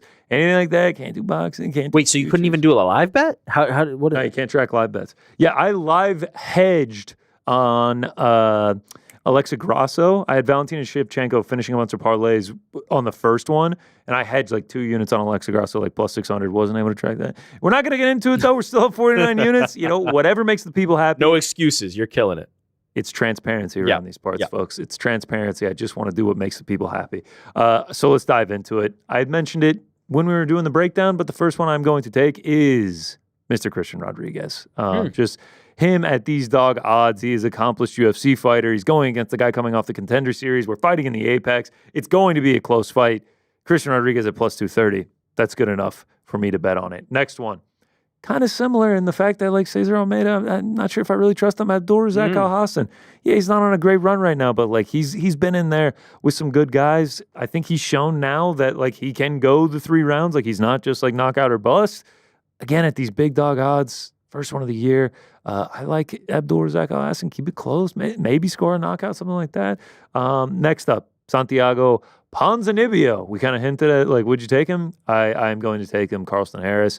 I just rate Ponzinibbio higher. The level of competition that he's had to fight. I know he's on a bad stretch right now, but I think this is going to be not easy, but like one of the biggest imbalances of level of competition that he's had recently to date. And then I'm going with your Parlays Pals pick. I'm going to go with Medish and Soriano over 1.5. I took that one at minus 150. Soriano, 5 of his last 6 have gone over the 1.5. And Medish, I mentioned how like he's never been to a decision, but sometimes they go longer. 3 of his last 4 have gone over the 1.5. It'll probably be a little bit sweaty, but I like that one. He's a finisher, but he's a late finisher, so that's interesting. And then I have a parlay, Magomed Gadziasulov with my Parlay Pals pick, Bashi and Rodriguez over 1.5. That one pays out at minus 118. Keeping it kind of light, 5 picks to start the year. I'm sure I will be much more exposed for UFC 311 next week. Can't wait to get into that one. But that's not the end of the betting talk. Okay. Because we are right here, right now, Thursday, January 6th, entering this new calendar year for the UFC. And that means we got to do some future bets. Yes. Who will be the champion at the end of 2025? And so I've been doing this since 2022. So 2022, 23, 24. This will be my 4th year doing it. I have learned a lot over the years on how to play these futures. Okay. Chances are you're probably not going to hit that like super long shot. Yeah, there's been times like Sean Strickland, if you had that. Wow, yeah, that would have been crazy. There's been times where like you can really get lucky, but a lot of the times, man, like there's so much that goes into these of like you need to get lucky with schedules, you need to get lucky with like them matching up within the calendar year. Like sometimes things get pushed, the politics of it all. Like there's a lot that goes into these, and I used to get like I would take like 2 or 3 per division, even if they were just sprinkles, and like you end up hitting like 2 of the like 18 that you placed over the year. So now I started keeping it much tighter. Like my big one last year was Jon Jones at plus 450 to stay heavyweight champ. I cashed that one. There were a couple others that I missed. I believe I had Yuri as light heavyweight champ. I have 2 questions. Yeah. One, in that change in strategy that you're talking about, yeah, is the thought though, these ones that you are going to tell us, you really feel like they're going to cash. It's not a dart. I'm calculating, I'm sniping. No, these are not darts. Yeah, okay. I feel very good about both of these. And like the biggest thing is just like these people have to have paths to a title shot, and it also has to be worth the price tag. Got it. So I'll go ahead and give you one example of Tom Aspinall. I think right now he is currently, let me pull up the futures. Obviously, it depends on what book you go to, but I am seeing him right now at minus 130 to be UFC heavyweight champion. I just can't take that because the path goes through Jon Jones, whether that's through retirement, whether that's through him actually fighting him, and there's just too much up in the air with that. It's like 18 months between UFC 285 and UFC 309. Like we had to wait a long time to see him fight, and who knows if he's going to fight in 2025? Who knows if he's going to retire? He could fight and not fight Jon Jones. Like there's all kinds of options. He could fight Alex Pereira, and like they're likely not going to make him vacate the belt. Interim championship does not count when it comes to these bets. So like minus 130, and if they do fight, like he doesn't guarantee a win. It's also going to be like you're going to get essentially the same price tag as well. Right, you can just take that then. And honestly, I think Jon Jones is probably going to get bet up that like I bet Tom Aspinall will close as like either very close to being an underdog or the underdog in that fight. So like minus 130, I just like I don't love that. And then you've got like Kayla Harrison at like minus 300 to be champion. Juliana Pena not on our watch, baby. Juliana Pena is going to be champion anyway, so it doesn't even matter. Like an Umar Nurmagomedov at minus 120, it's just like. At that point, it's just like he needs to win like multiple fights and he doesn't even have the belt yet. Just like there's just things like that. But that Tom Aspinall one, I obviously wanted to support my guy Tom Aspinall and bet on him, but the price tag wasn't there. So I will start off with the man we just saw him fight recently against Ian Gary. I thought he should have been there for the title anyway, but unfortunately an injury due to Bilal Muhammad is Shavkat Rakhmonov, taking him at plus 150. The way that I lay this plus one out. 150. Plus 150, yeah. So is Bilal a minus number? To retain? What was the championship? No. So Bilal is actually sitting right now at plus 200. So like he has the shortest odds. He has the shortest odds. And actually, right now on the book that I'm looking at, Shavkat has moved all the way down to minus 150. Oh, so you got a nice line. I do apologize if the lines on these two are gone. I know the other one is long gone, and I do apologize for that. And I actually really apologize because I wrote up a text to you about this next one. Oh, no, you mother... I forgot to hit send, and the line moved like 3 days later. Yeah, I actually feel really bad on that. You bastard. Just to lay out the path, though, Shavkat, I mean, he's next for the title. He already had the title shot, and then he fought Ian Gary and won. He is next for the title. And like there's a world where you could luck out. I saw a report that Ali said that Bilal is looking at fighting in May. There's a world that if he fights in May, like he has one more fight at most the rest of the year. Or maybe doesn't fight. Who knows? Yeah. That's the thing about this politicking thing. Yeah. Like, it's just like that Jon Jones one, like I really lucked out with he only fought Stipe and it was in November. Now you lucked out on that. But one of the things I was going to bring up in the beginning was you also got kicked in the teeth that one year with the Yuri Prohaska, and he vacates right before the end of the year. Oh, that was so bad. I had like a Yuri in 2022, like plus 650 to be champion by the end of the year. He wins in incredible fashion against Glover, and then he was about to... Face Hill or something? He agreed to fight. No, he agreed to do the rematch against Glover. Okay. And then it was off. And then I was like, oh, sick. I'm just going to cash this. And then he vacated it. And then and then Glover and Hill. And then Glover and Magomed. No, Jan and Magomed Ankalaev. Oh, yes. The title. And I had a Magomed Ankalaev plus 1,000 ticket. And I was like, I'm still going to hit it if Magomed wins. And then they got the draw and it ended at Vegas. Yeah, you can really get unlucky. Yeah, so you got lucky that one, but you really have gotten unlucky in the past before. You're always going to get unlucky. You're always going to get unlucky. All right, so Shavkat Rakhmonov plus 150, and I like it. Putting the slips up with this. You know, people like to not believe on things. you mentioned a really interesting thing, which was you also have to factor in, let's say they only fight once or twice. You could just wait for that line. If you think like Shavkat is going to be X amount against, you have to imagine that Shavkat will probably still be a favorite against Bilal. Maybe there's even a line, like he's probably going to be a favorite against Bilal. And so you do have to think about, like, if they only fight once or twice, maybe I'm better off like waiting on it. I can get a line, but even minus 150 for Shavkat to be champ by the end of the year seems decent. I know you got plus 150, which is like that's a great. The second one, I got an even better line on. Okay, that you regret not telling me about. Because I literally wrote out a text. I think I was on the trainer. I got busy. You fuck. Yeah. This is gonna kill me. The only Hamza Chimaev. Oh no! I got him at plus 200. Middleweight champion of the world. Yeah, as you can see right there. Yep. Placed it on December 22nd. What? Yeah, I really do. I apologize for not telling you, but yeah, the path is clear, man. I think he just waits to the winner of DDP and Strickland, and there is just the realest of real chances that we only see this man fight once in 2025, and that is for the title. What is that line now? What is the minus odds? 200? Yeah, got a full flip. And so I imagine that the future odds on Hamza against like DDP are probably around minus 200 as well. Yeah, now. He was going to be the favorite in that one. I actually, let's see if they have those. Let's see if they have Hamza versus DDP or Strickland. But yeah, those are the only two that I placed. That's what I'm sticking at. Lord. I knew you would love that. That's what why I wrote out the text. I can't apologize more for not sending it to you. The future king of the middleweight division. Yeah. All right. Actually, they don't have a lineup for it. Yeah. Right So, now. But you have to think, unless I think there's a world where if DDP goes in there and just like obliterates Strickland, right? Yeah. And he's just on this run where he's just destroying everybody. Maybe that line is closer to even than minus 200. Maybe it's like, I could see a world where, let's say DDP goes in there and just obliterates Strickland. I'm talking like first round, what he did to Robert Whittaker.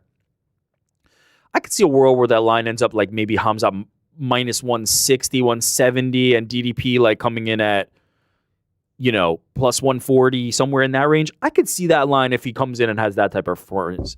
If it's another decision, if it's another close one, you have to think Hamza's going to be minus 200, minus 250, something crazy. Just go back and watch the Robert Whittaker fight again if you want to get confident on Hamza. Let me throw out some other ones that are kind of interesting. Like Ilia Topuria is minus 175 to retain at featherweight. Movistar plus 200. See, but there's the thing with this one. He's talking about, I'm going to vacate and go up to 55. Who knows what the hell this guy's about to do? You could get really unlucky, especially on a minus 175 that you're going to have to wait out the entire year. Movistar plus 200. Diego plus 400. Volk plus 800. Oh, that's fascinating. Volk plus 800. Volk plus 8 has Does he get the rematch? He's going to get the rematch. Like Volk at plus 800, Holloway at plus 1,000. Like I feel like Holloway is 10 million light years further away from the title than Volk is. I don't hate that Volk one. Plus 800 on our guy Volk. Because he gets a rematch. He beats Ilia. I guess you do a trilogy. If you don't, let's say Ilia needs some time off. He's shown that he can beat it nearly every other featherweight pretty like handily. Like that's not bad. Islam minus 175 for lightweight. Yeah, that feels like a foregone conclusion. Armin plus 4. Oh shit, he's fighting Armin Sarukian next week. Charles plus 6. Ilia. Yeah, it doesn't feel like a foregone conclusion as much. Ilia plus 800. Nah, man. I love this Ilia to lightweight thing. I do think that Ilia could fight at lightweight. Islam Makhachev is a welterweight. Like it just does. There's no world where Ilia Topuria is beating Islam. If Islam is a champion, there's no path to me. Man, Armin. That would be disrespectful for me to think that it's a done deal. Yeah, these are tough. These are tougher ones. Shavkat minus 150, Bilal plus 200, Leon plus 350, Joaquin plus 350, Ian Gary plus 400, Islam plus 500. Yeah, that's Islam's a sneaky one. That's stacked up. Islam plus 500 is sneaky. Sean Brady plus 2,000, JDM plus 22. Oh, sure. Boy, Sean Brady, a little more love. Let's say Sean Brady plus 5,000. So that's one that people would be like, oh, let me take it. He's red hot. He's got 4 straight wins. He's not getting a title too many shot fights in away. 2025. He's too many fights away. And the top of welterweight is just way too stacked up. Sean Brady though, it would be a longer shot, but I could see a world where Sean Brady could fight for a title by the end of the year. I don't think that's impossible. Now, do I want that at plus 2,000, or would I maybe wait a little bit, see if he does kind of set himself up? But let's say he came, he's calling for Leon Edwards, Kamaru Usman. If he came back and beat one of those guys, you could do worse than Sean Brady title shot as the next thing after. So that one seems possible, but it does still feel like a long shot. Pantoja plus 100. Kai Kara Who's next? Who's next in line and what's their odds? Kai Kara plus 4. Yeah, that would make sense that the next person would be that far away. Moreno plus 5. Kopp plus 5. Brandon Royval plus 600. Figgy plus 650. That's kind of tasty because back down. That's not bad. Kaya Sakura plus 8. Tagiro and Beckoff plus 750. You couldn't pay me. Of all of those, Figgy definitely feels the most appetizing on that one. But with that, you're not guaranteed that he's even coming down to that weight. But I don't hate that one. Shevchenko minus 125. Fierro plus 2 hundo. Blanchfield plus 3. Natalia Silva, your girl, Natty Ice plus 600. Yeah, that doesn't feel like it's going anywhere. Hamza minus 2. Dricus Duplessis plus 120. Sean Strickland plus 3. Imavov plus 6. Israel Adesanya plus 18. Yeah, wow. Anthony Hernandez plus 11. Anthony Hernandez Hamza would be a wild fight. To the point, I think DDP is going to be a bigger than plus 200 if he fight, a bigger than plus 125 if you fight Hamza. You could just wait on that line. Kayla Harrison minus 3. Juliana plus 3. Let's go, Juliana. Mena Nunez plus 500. Oh, that's tasty. Rocco Pennington plus 1,000. Amanda Nunes comes back and wins the belt in 2025. Could I interest you in Carol Hossa plus 7,000? No, you cannot. Not Yana a chance. Santos plus 7,000? No. All right, Tom Aspinall minus 130. Jon Jones plus 110. Jailton Almeida plus 300. Wait, Jon Jones plus 110? Yeah. How do I feel about Jon Jones plus 110? I don't know, man. I got him for plus 450 last year. Yeah, it doesn't feel great because he could just sit on the sidelines and then they go, right at the end of the year, they go, all right, John, it's finally time. No, I can see the scenario playing out right now. Jon Jones does not come back. Tom Aspinall is going to fight for the undisputed championship. We've stripped Jon Jones, MSG card, November, and then it's just all for nothing. Those fighting words. Jailton Almeida plus 300. I love Mahadinho, but I don't know about that one. Cyril Gane plus 5. That last performance, I don't know. I don't know how you do that. Alex Pereira plus 1,000. Ooh. Yeah. Okay. Blades 13. Volkov 20. You know, I'm such a basic biatch at this point. Like I fall into the I like the long shot ones that I'm like, Alex Pereira at 1,000. I love it. And it's just like, yeah, you never had a shot. You never had a fucking shot. Alex Pereira minus 120. Magomed Ankalaev plus 195. Jamal Hill plus 6. Olberg plus 7. Hamza Chimaev plus 5,000. Yeah, see, that's the thing. I'm going to get... I'm glad I don't play these futures because I will get sucked in. Hamza double champ status. If you play those tickets and you get both at plus money and it happens, it would be like... It would just... I'd have to move to Chechnya. You retire. You just retire. Well, yeah. I'd retire in Chechnya. Zhang Weili minus 150. Tatiana Suarez plus 140. Your girl Virna plus 6. Not impossible. Andrade plus 16. It's just such a fall off on some of these. Gaston Bolanos plus 50,000 for bantamweight. Marab plus 130. You can get a Parker Porter plus 100,000 in the heavyweight division. Might have to throw a nickel on that just in case. You never know. I can't believe he still has odds, if I'm being honest. He's not even in the UFC anymore. I mean, you can bet on Austin Lane plus 70,000. How is Austin Lane plus 70,000 and Parker Porter's only plus 100,000? Yeah, that doesn't make any sense. How Jamal Pogues plus 70,000? How are they putting Dontel Mays is above our guy Parker Porter? This is disrespectful. How do you even put odds on some of these guys? Walt Harris is plus 70,000. He's retired. It's impossible. Yeah. It is literally impossible. Melissa Gatto plus 70,000. Do you think there are people out there who just spray and have some of these these tickets that just right? Who's betting Haley Cowan to be bantamweight champ at plus 50,000? Jamie Lynn Horth plus 50,000. I'll say this: if you were somebody who bet Sean Strickland to be champ after he just ended the year the way just lost to did, Jared Cannonier, and also coming off the he would have gotten knocked out by Alex, and lost to Jared Cannonier. People will call you crazy. You would also have been like, "Oh, how could you bet this?" And then they somehow did it. Shit happens. Chris Weidman plus 200,000. Wait, is that serious? Yeah, it's not happening though. No, that's an actual line. They have a plus 200,000. Yeah. What the? If you want to throw, throw $1 on that, 5 on it wins you 10K. Gerald Mearshart plus 70K. Marina Moroz plus 70,000. It's actually more fun to look at the super duper long. The shots. super longest possible. I'm actually going Jamie Lynn Horth plus 100,000 to be flyweight champion. I think she cuts down to 125 and takes the belt. These are crazy. Some of these. Kong Wang plus 4,500. I remind me. Somebody remind me. Hopefully Jordan remind me, or maybe you, Connor. At the end of the year, we need a list of the longest futures that somebody hit. I need to see a plus $100,000. No, because none of them are going to hit. I need it though. I need whatever the longest is. There has to be a contest. Tyson Nam plus 100,000. Isn't Tyson Nam like fighting on the regional circuit now? Like I don't even think he's in the UFC. Neil Magny, this is disrespectful. Neil Magny plus 500,000 welterweight champ.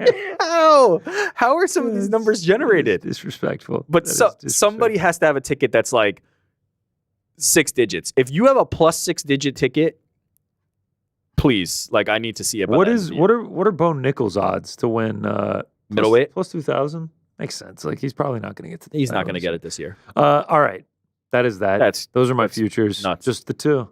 170 and 185.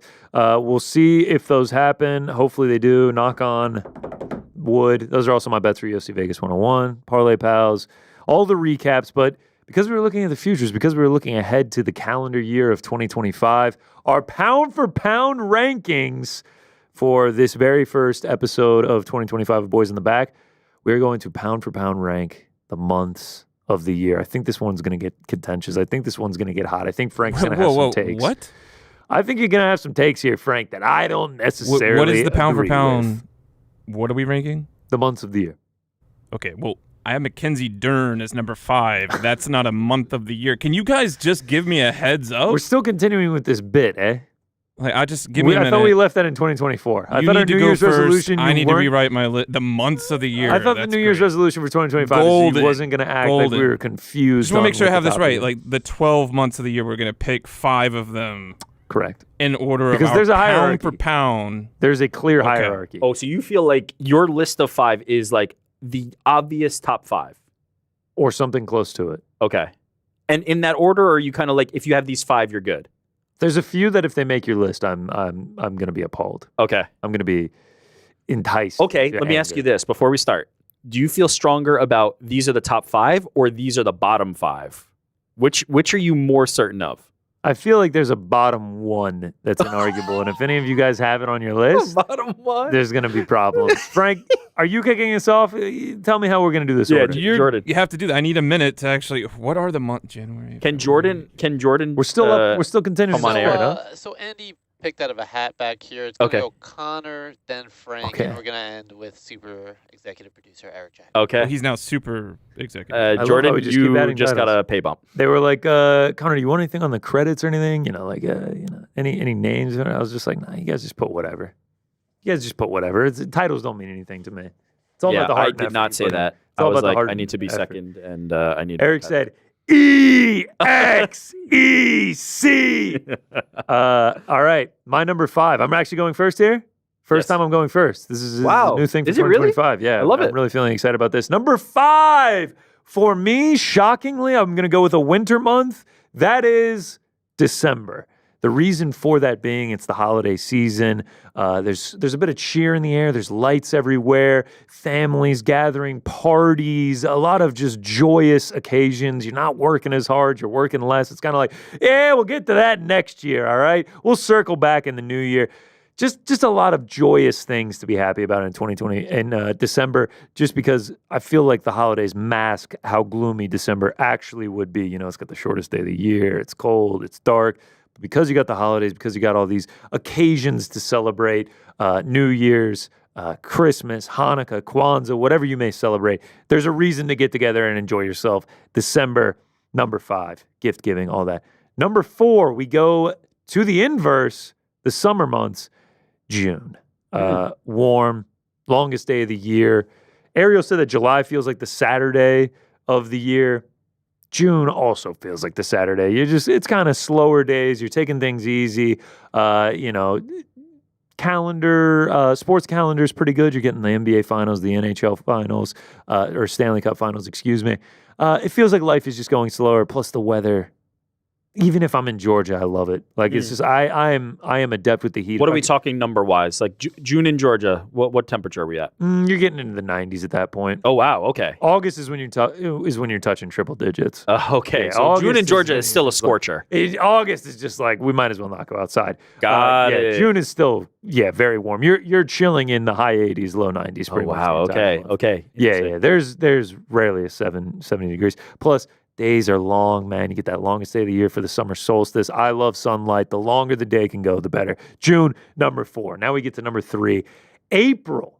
Oh, Just because there's this one day. There's just like that one day when you feel it, especially up here in the Northeast.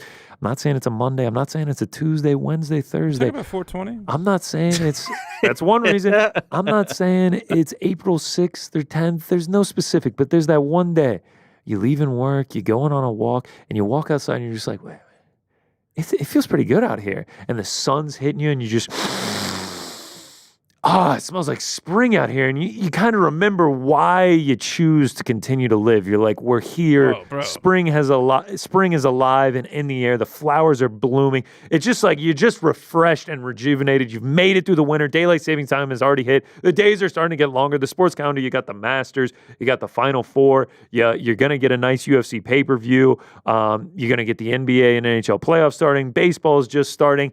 It's just great. Maybe take the cover off the grill, start grilling something out. 420, like you said, Frank. What allergy medicines do you take? I'm not a big allergy guy. The way that you were able to breathe in on April, I'm like, damn. Allergies are all just mental. Allergies are all just mental. And I forgot the planet is flat. Here's why I said, like, it's not definitive. Like, if you said May instead of April, I'd be like, yeah, I respect that. Start of summer, Memorial Day, Cinco de Mayo. true or false? Yeah. There are some that are kind of pairs, right? Like Yeah. there are some that are like, If you said June instead of July, I'd be like, yeah, I get it. okay, I thought so too, but I just wanted to confirm that. Number 2, I will go with the aforementioned July. Just a great month. Like Helwani said yesterday, it's just the Saturday of the year, man. The life is moving slow. You got the 4th of July here in the States. You're grilling, your pools, you're vacationing, you're just lounging. The weather is nice and warm. You're deep into the warm weather now. Like you're just like, you're used to it, man. T-shirt, shorts. If you're getting dressed up, you're doing slacks, short sleeves though. Suck down a couple hot dogs. Things are looking good for you. International Fight Week most of the time as well. And then you're getting in like the real degen sports to bet on. Like you're just doing some weird stuff. Tour de France, hot dog eating contest, Wimbledon is on. If it's one of the years you're getting in an Olympics, you're getting a Euros, maybe a World Cup. July is just great, man. If you can't tell, I like warm weather. So July I do love. And then number 1 for me, unequivocal, undoubtedly, this is my favorite month of the year. Okay. And I will explain why. It's October. Nice. I am not only just an enjoyer of fall foliage, I seek it out. I'm on the foliage maps. Absolutely love when the leaves start turning. It's similar to April. In fact, that like you walk out one day and you just get a slight chill. You're just like, oh, there it is. Like it's no longer hot. Now it's getting a little bit cooler. September's still pretty hot. It's getting a little bit cooler. Fall is starting to be in the air. And like, there's nothing like that feeling of fall. You get the first pumpkin spice latte. You get the first apple cider. Like, there's the flavors of fall. You get the activities. You go to the pumpkin patch, maybe do a little apple picking, maybe some hay rides. Your pumpkin carving, Halloween, spooky season, the horror movies, everything like that. There's just really no time like it. Daylight saving time hasn't hit yet. It's colder, but it's not too cold. Like, there's nothing like the jeans and a hoodie weather in the fall. Plus, the sports calendar is just impossible to be beat. You're getting a UFC pay-per-view in it. You got college football going on. You got NFL going on. You got MLB playoffs going on. You got Premier League going on. You got NBA and NHL starting. Like, it's just as good as it gets. It's like the most stacked sports month of the year. October. I love you. Solid list. There it is. Damn. That's my 5.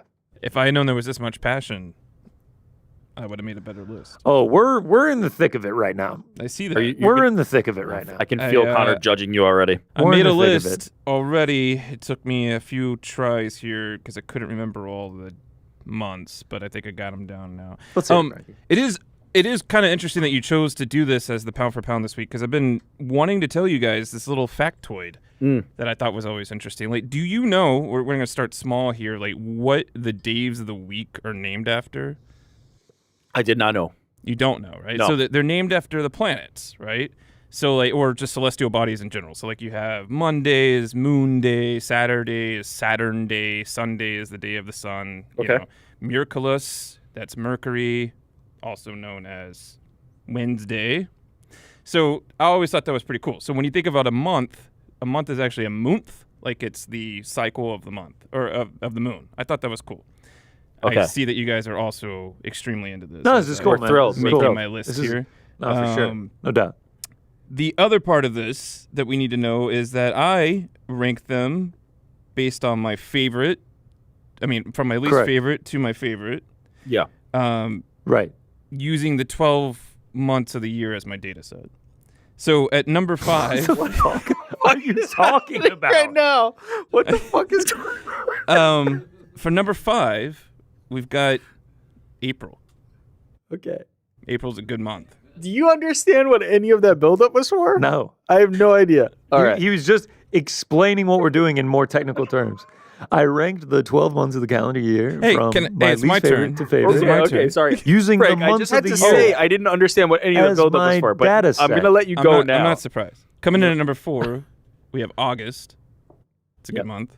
I like it. Mm-hmm. You know, the funny thing about August is like that's actually when I would go back to school, and you would think you would dread going back to school, but it's like It's kind of fun. I'm you with start you to get there. excited. It's like it's a new time, New beginnings. You know, new beginnings, new semester, Shout out to August. that sort of thing. Yeah. Coming in at number 3, February. Love it. Why? Yeah, I mean, Tell me first, why. it's named after the festival for purification in the Roman times. Shout out. It's also Valentine's Day. Wait, what is the name of the festival? How did, like, tell me the etymology. February? I don't know. I don't speak Latin, do you? But that's the No. name of the. Yeah, that's actually what it is. Okay. February. It's a Roman festival of purification. Good month. Solid month. Also, Wait, my that wife's was it? birthday That was is it? in February. That was Yeah. it? Don't care about birthdays. If you mention that it's your favorite month because it's your birthday, your opinion is You don't invalid. care about Don't my care. pound for pound?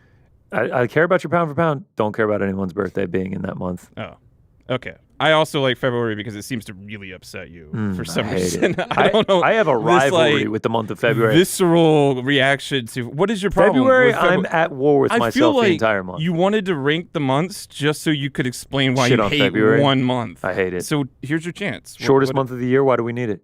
Why is it so short? Why is it so It's short? Why is it so cold? Why is it so dark? And there's love this. nothing going on. And you're gonna hang your hat on Valentine's Day as the one holiday in it? Give me a break, man. Give me a break. I mean, it's also a historical month. It's based on a whole festival for purification. We had to have a month that we can do a rounding error because there's too many days in the year. Yeah. We always have to have something like that. I feel like that's actually a point in Connor's favor. Yeah. Like the rounding error month's not the. Groundhog and then Day is leap- there. Oh, like, oh, one of the best Groundhog Day's movies the of the holiday. 90s. To get I based love on. April because I got April Fool's Day. Yeah, great. Groundhog's Day is what we're hanging our hat on. Good God. I'm going to Pennsylvania this year and I'm going to punt one of the groundhogs. That's what I'm going to do. I feel like the answer to my question earlier of do you hate your bottom 5 more than you love your top 5 is definitively that you hate your bottom 5 more. February is all about survival for me. It's all about survival. Survival. I'm just trying to get to Just March 1st. surviving I'm it? just trying to get to March 1st. When we go to National- BKFC What about the in Philly, I'm just staying in Pennsylvania so I can go to Groundhog's Day. And me and You're just gonna- me you and know you're on a Punxsutawney list Phil now, are right? boxing. They're not me and gonna let this Punxsutawney happen. Phil are going 10 rounds. I swear to God, if he sees his shadow, we're going 10 rounds. We're going toe-to-toe. Somebody Photoshop I swear Connor to God. boxing the groundhog. Come on, let me at him. Let me at him. But is there any leeway? Is there any grace given to the fact that like it's getting close to spring? Like Okay, we're so almost here's there? the argument that I'll make. I hate February so much, but like it because I can't stand it. It brings me so much joy when we're in the Junes and Julys. Okay, got it. It's just so dark and it's so cold and there's just nothing going on. Hey, try not to can't do get it. cut on all that edge, February hater. You said edgelord a couple times yesterday as well. I didn't even say the word edgelord. If that's what you thought about when I said that, though, we should tell you something. We'll talk about it in February. Coming to number 2 is May. You know what I'm afraid is gonna. Sorry, Frank. No, it's- before we move on to the next one, I just want to say I'm afraid that this is gonna become a thing now, where Frank in February is gonna be insufferable toward you because of. I'm going to become He insufferable. thinks this, and then we're gonna get to February, and he's gonna be like, "Ah, man, I forgot how terrible this month is." I still can't believe the whole genesis of this pound for pound is just because of your hatred for 1 month. No, it's actually, if you see back there, Dosbrak, shout out, he's actually on my shirt as well. Incredible artist in the combat sports space. He did a calendar, and I have it hanging up, and I just saw it, and I was like, oh, we should rank the months. That makes more sense. All right. I appreciate you explaining that. Coming in at number 2 is May. Yeah, great month. Great Solid month. Yeah, you gotta respect May. You gotta respect May. Number 2 on my list. One of the best. Somebody, a great celebrity that we all enjoy. His birthday is in May. Great time. Who would that be? That's me. And then coming in at number 1 is October. Wow. Now, I love October. Frankie. You know ball. Had a number 1 If ball. you had gone with January, I was walking off the set. I had already What made the the decision hell is if you went with January. I just hate these cold, dark months. I hate them. It's not even that dark. Like, it's staying pretty light out now. We've mentioned this. But anyway, 4:30? October. 4:30? Let me just say, though. I will agree that October is cool because there is that, there's that little bit of chill in the air. It's great. That's how, the problem is, like, I lived in Arizona for 15 years where, like, there were no seasons. Each of the months just kind of felt the same. Right. Where you live is an important factor. That is a huge factor. However, Halloween, solid. And I also just love, this is my favorite part. So the reason that I was kind of talking about where they got the names of the months and the days and everything is they're all named after, like, July is Julius, August is Augusta. Like, it's pretty neat. Then you get to October, they're like, it used to be the 8th month of the calendar, right? So it's just October because it's the 8th month. Yeah. It's like, what the hell? Like, you just guys got lazy. You couldn't find anything else. So just like this list, we got lazy. Can I see your list again? What were the OG months? Here they are. No. Do you know what the OG months were? Like when October was the 8th month? Yeah, it's called October. Okay, but what were the other ones? Give it in order. I don't believe there was a December. I don't think there was a January and February. I think they were like, you know what, we don't need those. Let's go back to that old calendar. Also, okay, let me just say something, though. Can we show Frank's again? See, Conor had February. That's like, we're coming out the Conor end didn't have February. Oh, sorry. Frank had February. Thank you, Frank. We're coming out of the end of the cold, right? You had December. Yeah.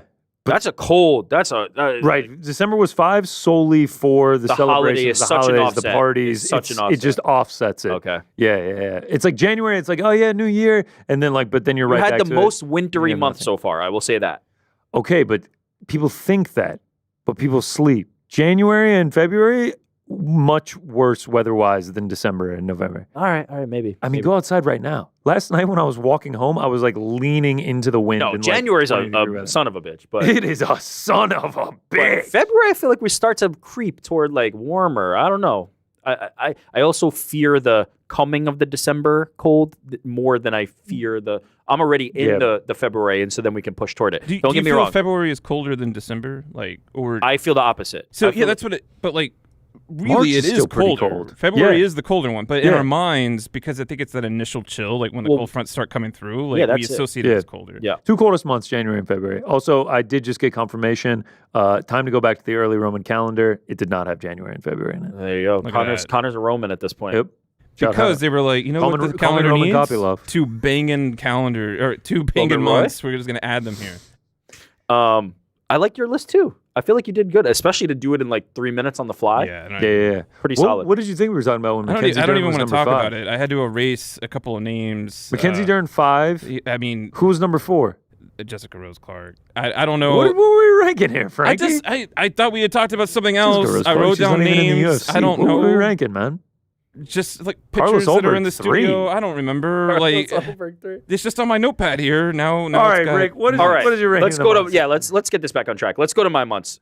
There's going to be a theme here. There's going to be a real theme. You're gonna sniff it out pretty quickly. We're starting number 5. We're starting with June. Weather's fantastic. Great month. Just a great month. We're creeping toward that summer heat. Now here's the thing. I love summer. This, as I said, this theme's going to be clear. I love summer. If summer was as hot as Georgia, I'm not sure I'd love it as much. Like, I'm used to the New York summer, right? Like, if you said June, we're already in the 80s, 90s, I'm like, oh God, like that's rough. I was born in the heat. I love the heat. So I like the heat, but I don't know if I was built for that. But I assume it's a humid heat Yeah, it's a very humid heat. Do you talk about the heat when it's hot? No, I'm not like it's so hot kind of guy. So, we all know by now I stayed with my parents in Atlanta over the summer. It was a hot summer, man. It was not raining at all. And I was going for walks all the time, just like enjoying being outside and everything. And just everywhere I went, everyone I talked to was just like, man, it's a hot one out today. I'm not that guy. Yeah, I know. I was just outside, man. We don't need to talk about it. If you talked about it less, you would stop thinking about it so much. I think it's because you and I both enjoy the heat. So we're not thinking like the dread of the heat. I do think I talk about when it's cold a little more than I definitely talk about it more, but I also do try to avoid it because I'm just like, I'll be out of it in a minute. Me too. All right, June. Just like we're creeping towards summer, we're getting NBA finals. I'm a big NBA fan. It's just a good month. Sports calendars are important to months. Sports calendars are very important. Next one up, May. Similar kind of vein, right? Weather's about to get nice. Here's a very important one. This is very specific. I'm going to go very specific here. It's the shoulder season for Hawaii, meaning if you are somebody not in Hawaii, that's the best time to go. This is the optimal time that you want to go to Hawaii because it's not their busiest season. It's not going to be the most expensive. The weather is still fantastic. I mean, the weather's fantastic all year round, but you're not creeping into when it's like holiday time, summer, the kids are out, everything's packed. Nice, quiet, great time to go to Hawaii. April, May. That's the okay. So this is like the oppo. Like you don't want to go in December when like everyone's don't want to going. go when it's like crazy. You want to go when it's quiet. Kids are still in school. Everything's kind of like low key, slow. I'm a chill guy. I like to go to Hawaii, chill out, not do anything. I didn't say that as like a meme. May. Next up, this was both of your number one. I have October here. It's a great month. It's just a great month. It's a great month. Disrespect putting in a number 3. Honestly, spooky. No, you'll see. Top 2, not 2. Spooky season. Horror movies. I mean, I love candy, so like live in naturally, Amityville. Halloween would be. I live in Amityville. Yep.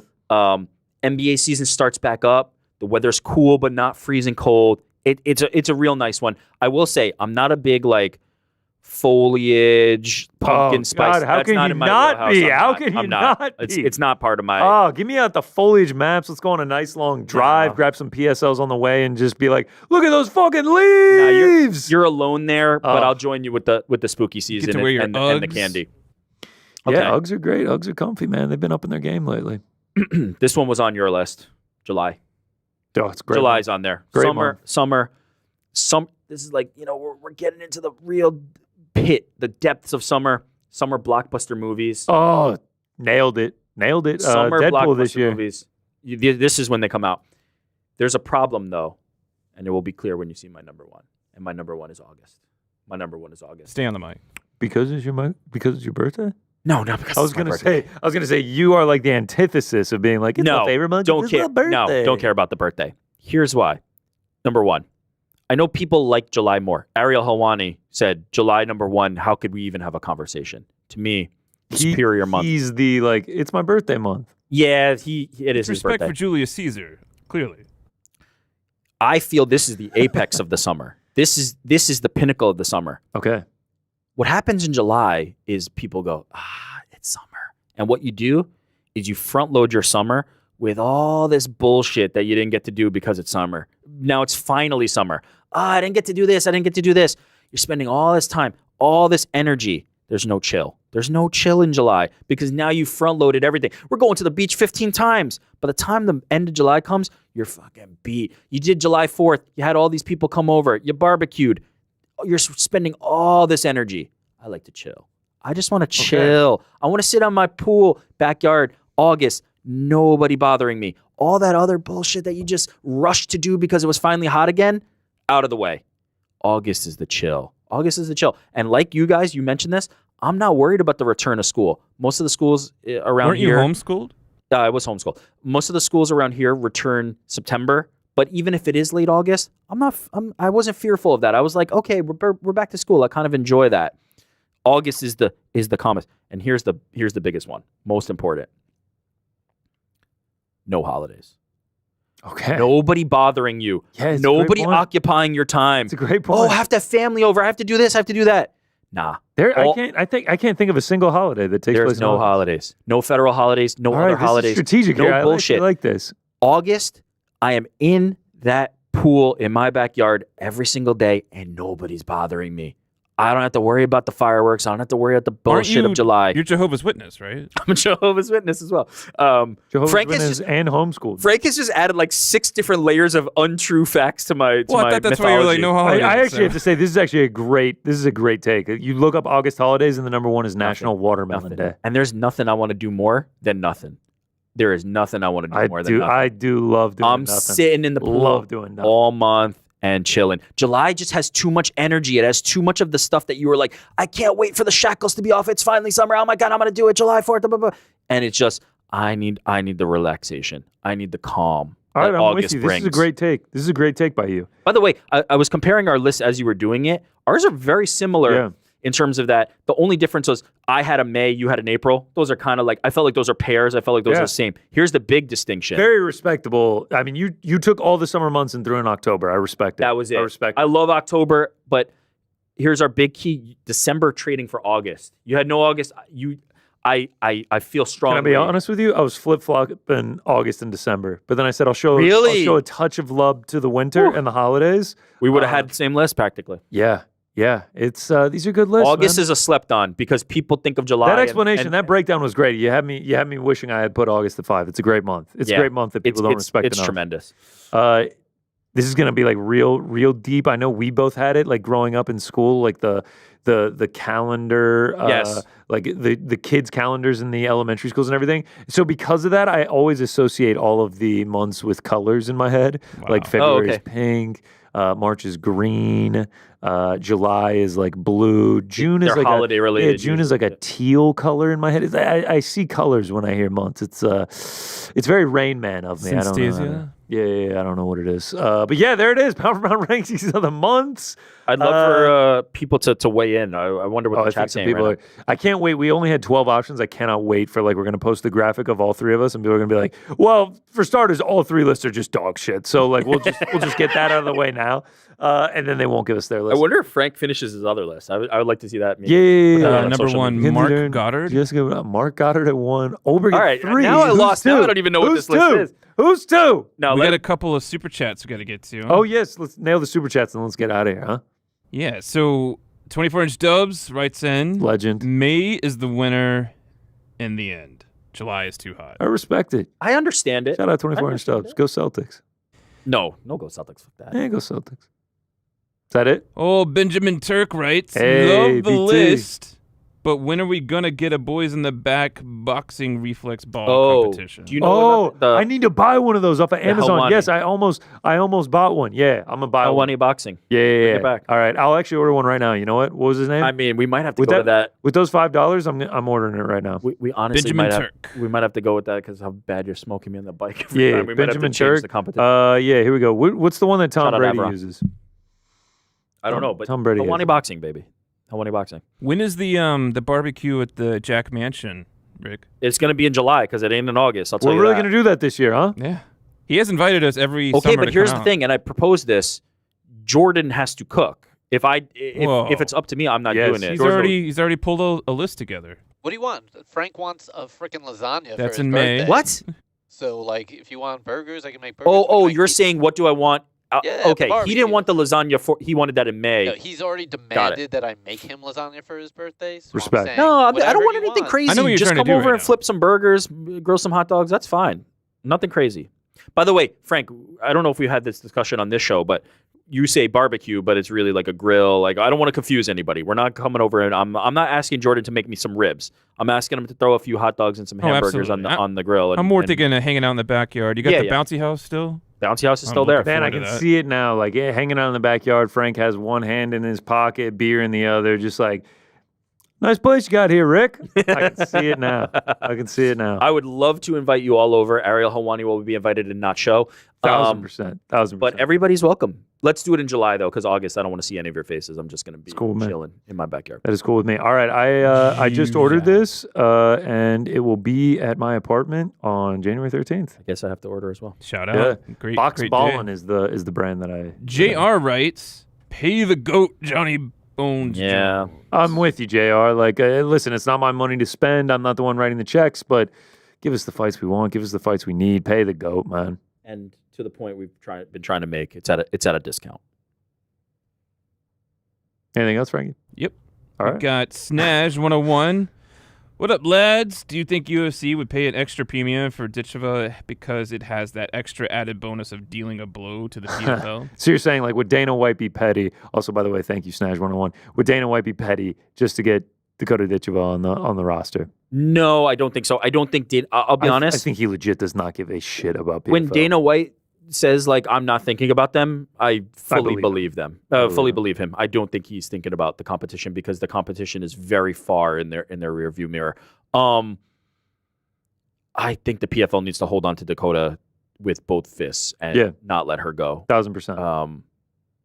And just fulfill the obligations they have. And again, the way to do that is not through a tournament, but we will see. Maybe she ends up on those like super cards. Then Chris Martin writes. Chris from Coldplay? That's correct. Wow. He wrote yellow clocks.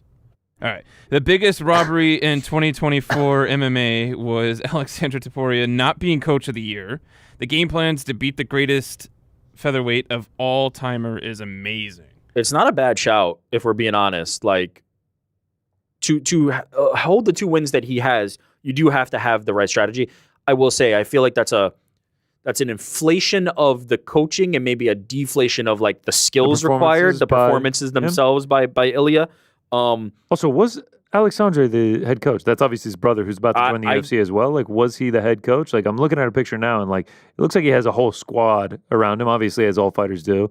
So, like, I don't know if it was just a sole performance by Alexandre. Transparently, I have stopped kind of really keeping as close tabs on this because as a point that Ariel made during the show and you're making now, like, it's kind of coached by committee. People bounce around a lot more than they do. It used to be a lot easier for it to be like, Jon Jones trains at Jackson Wink and Greg Jackson and Mike Winklejohn are his coaches. This guy trains at Black Zillions. These are his coaches. We've kind of lost that. Like, it just doesn't happen that way anymore. Conor McGregor and John Kavanagh are always linked, and it just doesn't happen that way anymore. But we do know the head coach at the Fighting Nerds, and so obviously that one was an easy one for me to kind of push in that direction. But the larger point of the coaching of Ilya Topuria deserves a shout for two of the biggest Fighting wins. Nerds. Yes. Oh wow, the man. Shama, hit the drop, Frankie. Shama. Yeah, shout out to Alex Pereira. I mean, Rick's just going on this like full explanation, breakdown of coaches and everything, and he's just like, speaking of fighting nerds, here is Alex Pereira. Jordan, I just sent you something on old Slackaroony. It's actually a picture of Ilya Topuria's coaching staff. I don't know if we can get that real quick. It's Alexandre with Ilya Topuria and his final coach. Holy shit! No love for me. I am Ilya Topuria's coach. They don't even shout you out? I mean, it's ridiculous. I go in there, I coach him every single day, right alongside Alexandre, and I can't even get any love. It's ridiculous. All right, you know what? I was going to say it was a good question. It's now a bad question because he didn't even include you in the coaching. It's ridiculous. Anything else, Frankie? Yeah, I hope you brought your parachutes because this one is like a rush of blood to the head. I love this. Alec and the Slice writes, been dying to ask where the boys in the bag bumping that new Jillo. Oh, he might swerve. He might cross. Yeah, you have to. if you know game, you got to be bumping the Jillo I'll ball. be honest, confession.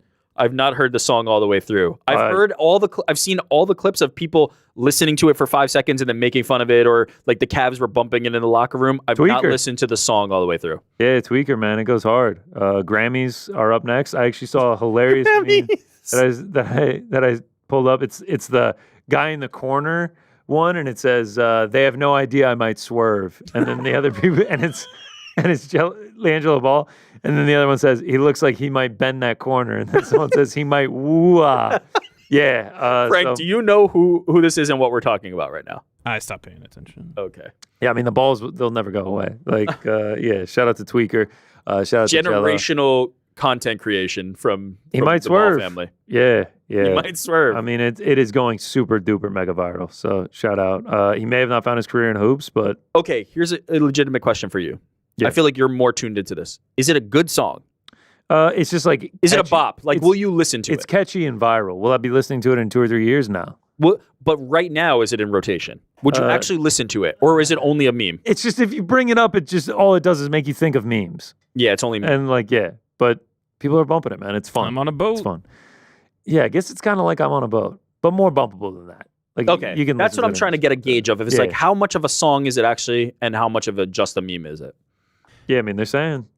Most importantly, it's only January 9th. Olajuwon Dream writes, Legend. can't beat a Boys in the Back show on the 30th birthday. Elijah, happy birthday, Dream. brother. I hope you have a fantastic day, man. Shout out. One of the true OGs. Welcome to the 30s. Comments. 95, baby.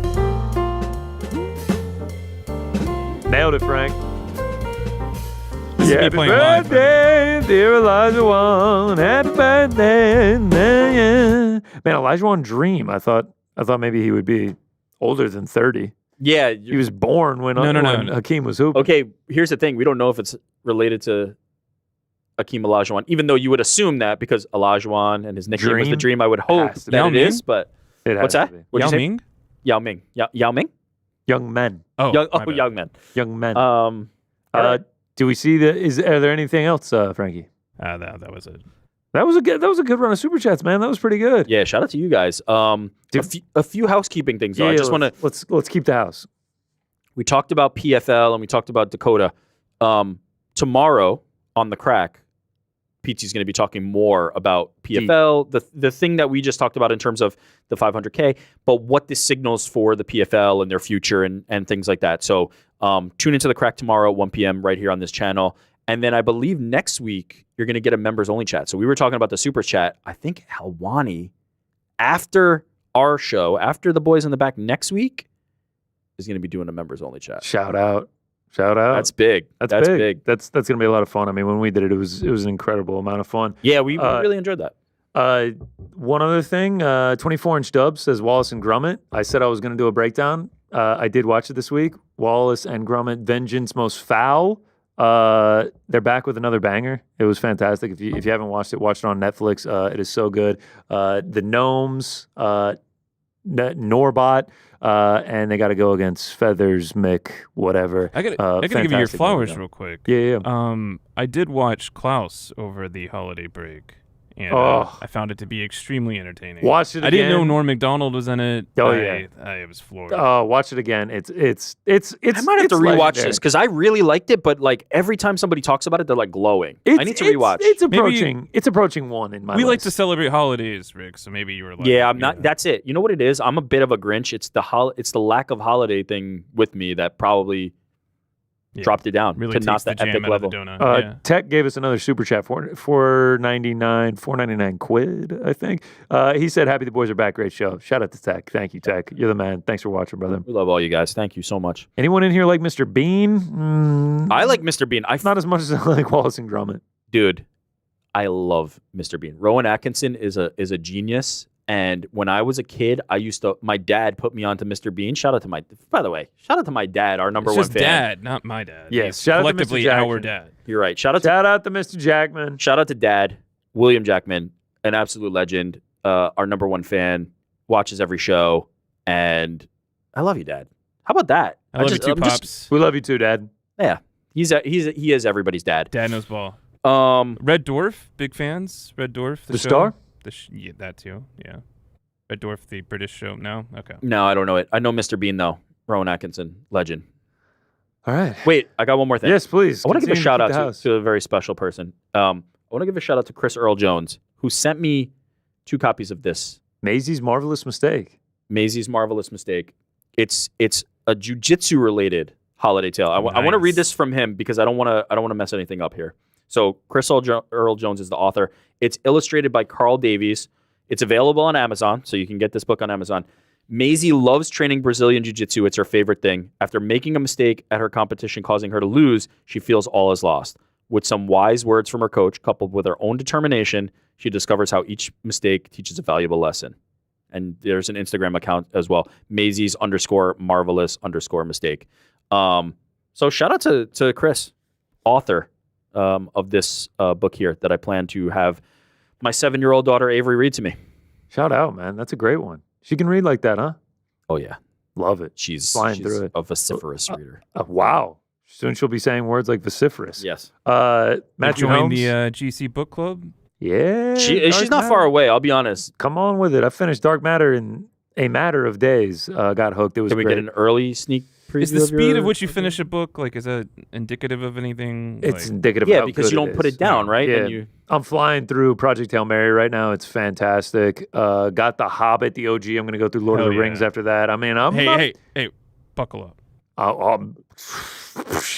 I know you like Interstellar. It would be like same kind of vibes. Yeah, I can't wait. Yeah, 25 bucks in 2025 for your boy over here. Just two more shout outs. Matthew Helms, super chat, $1.99. Tyson Fury to the UFC in 2025.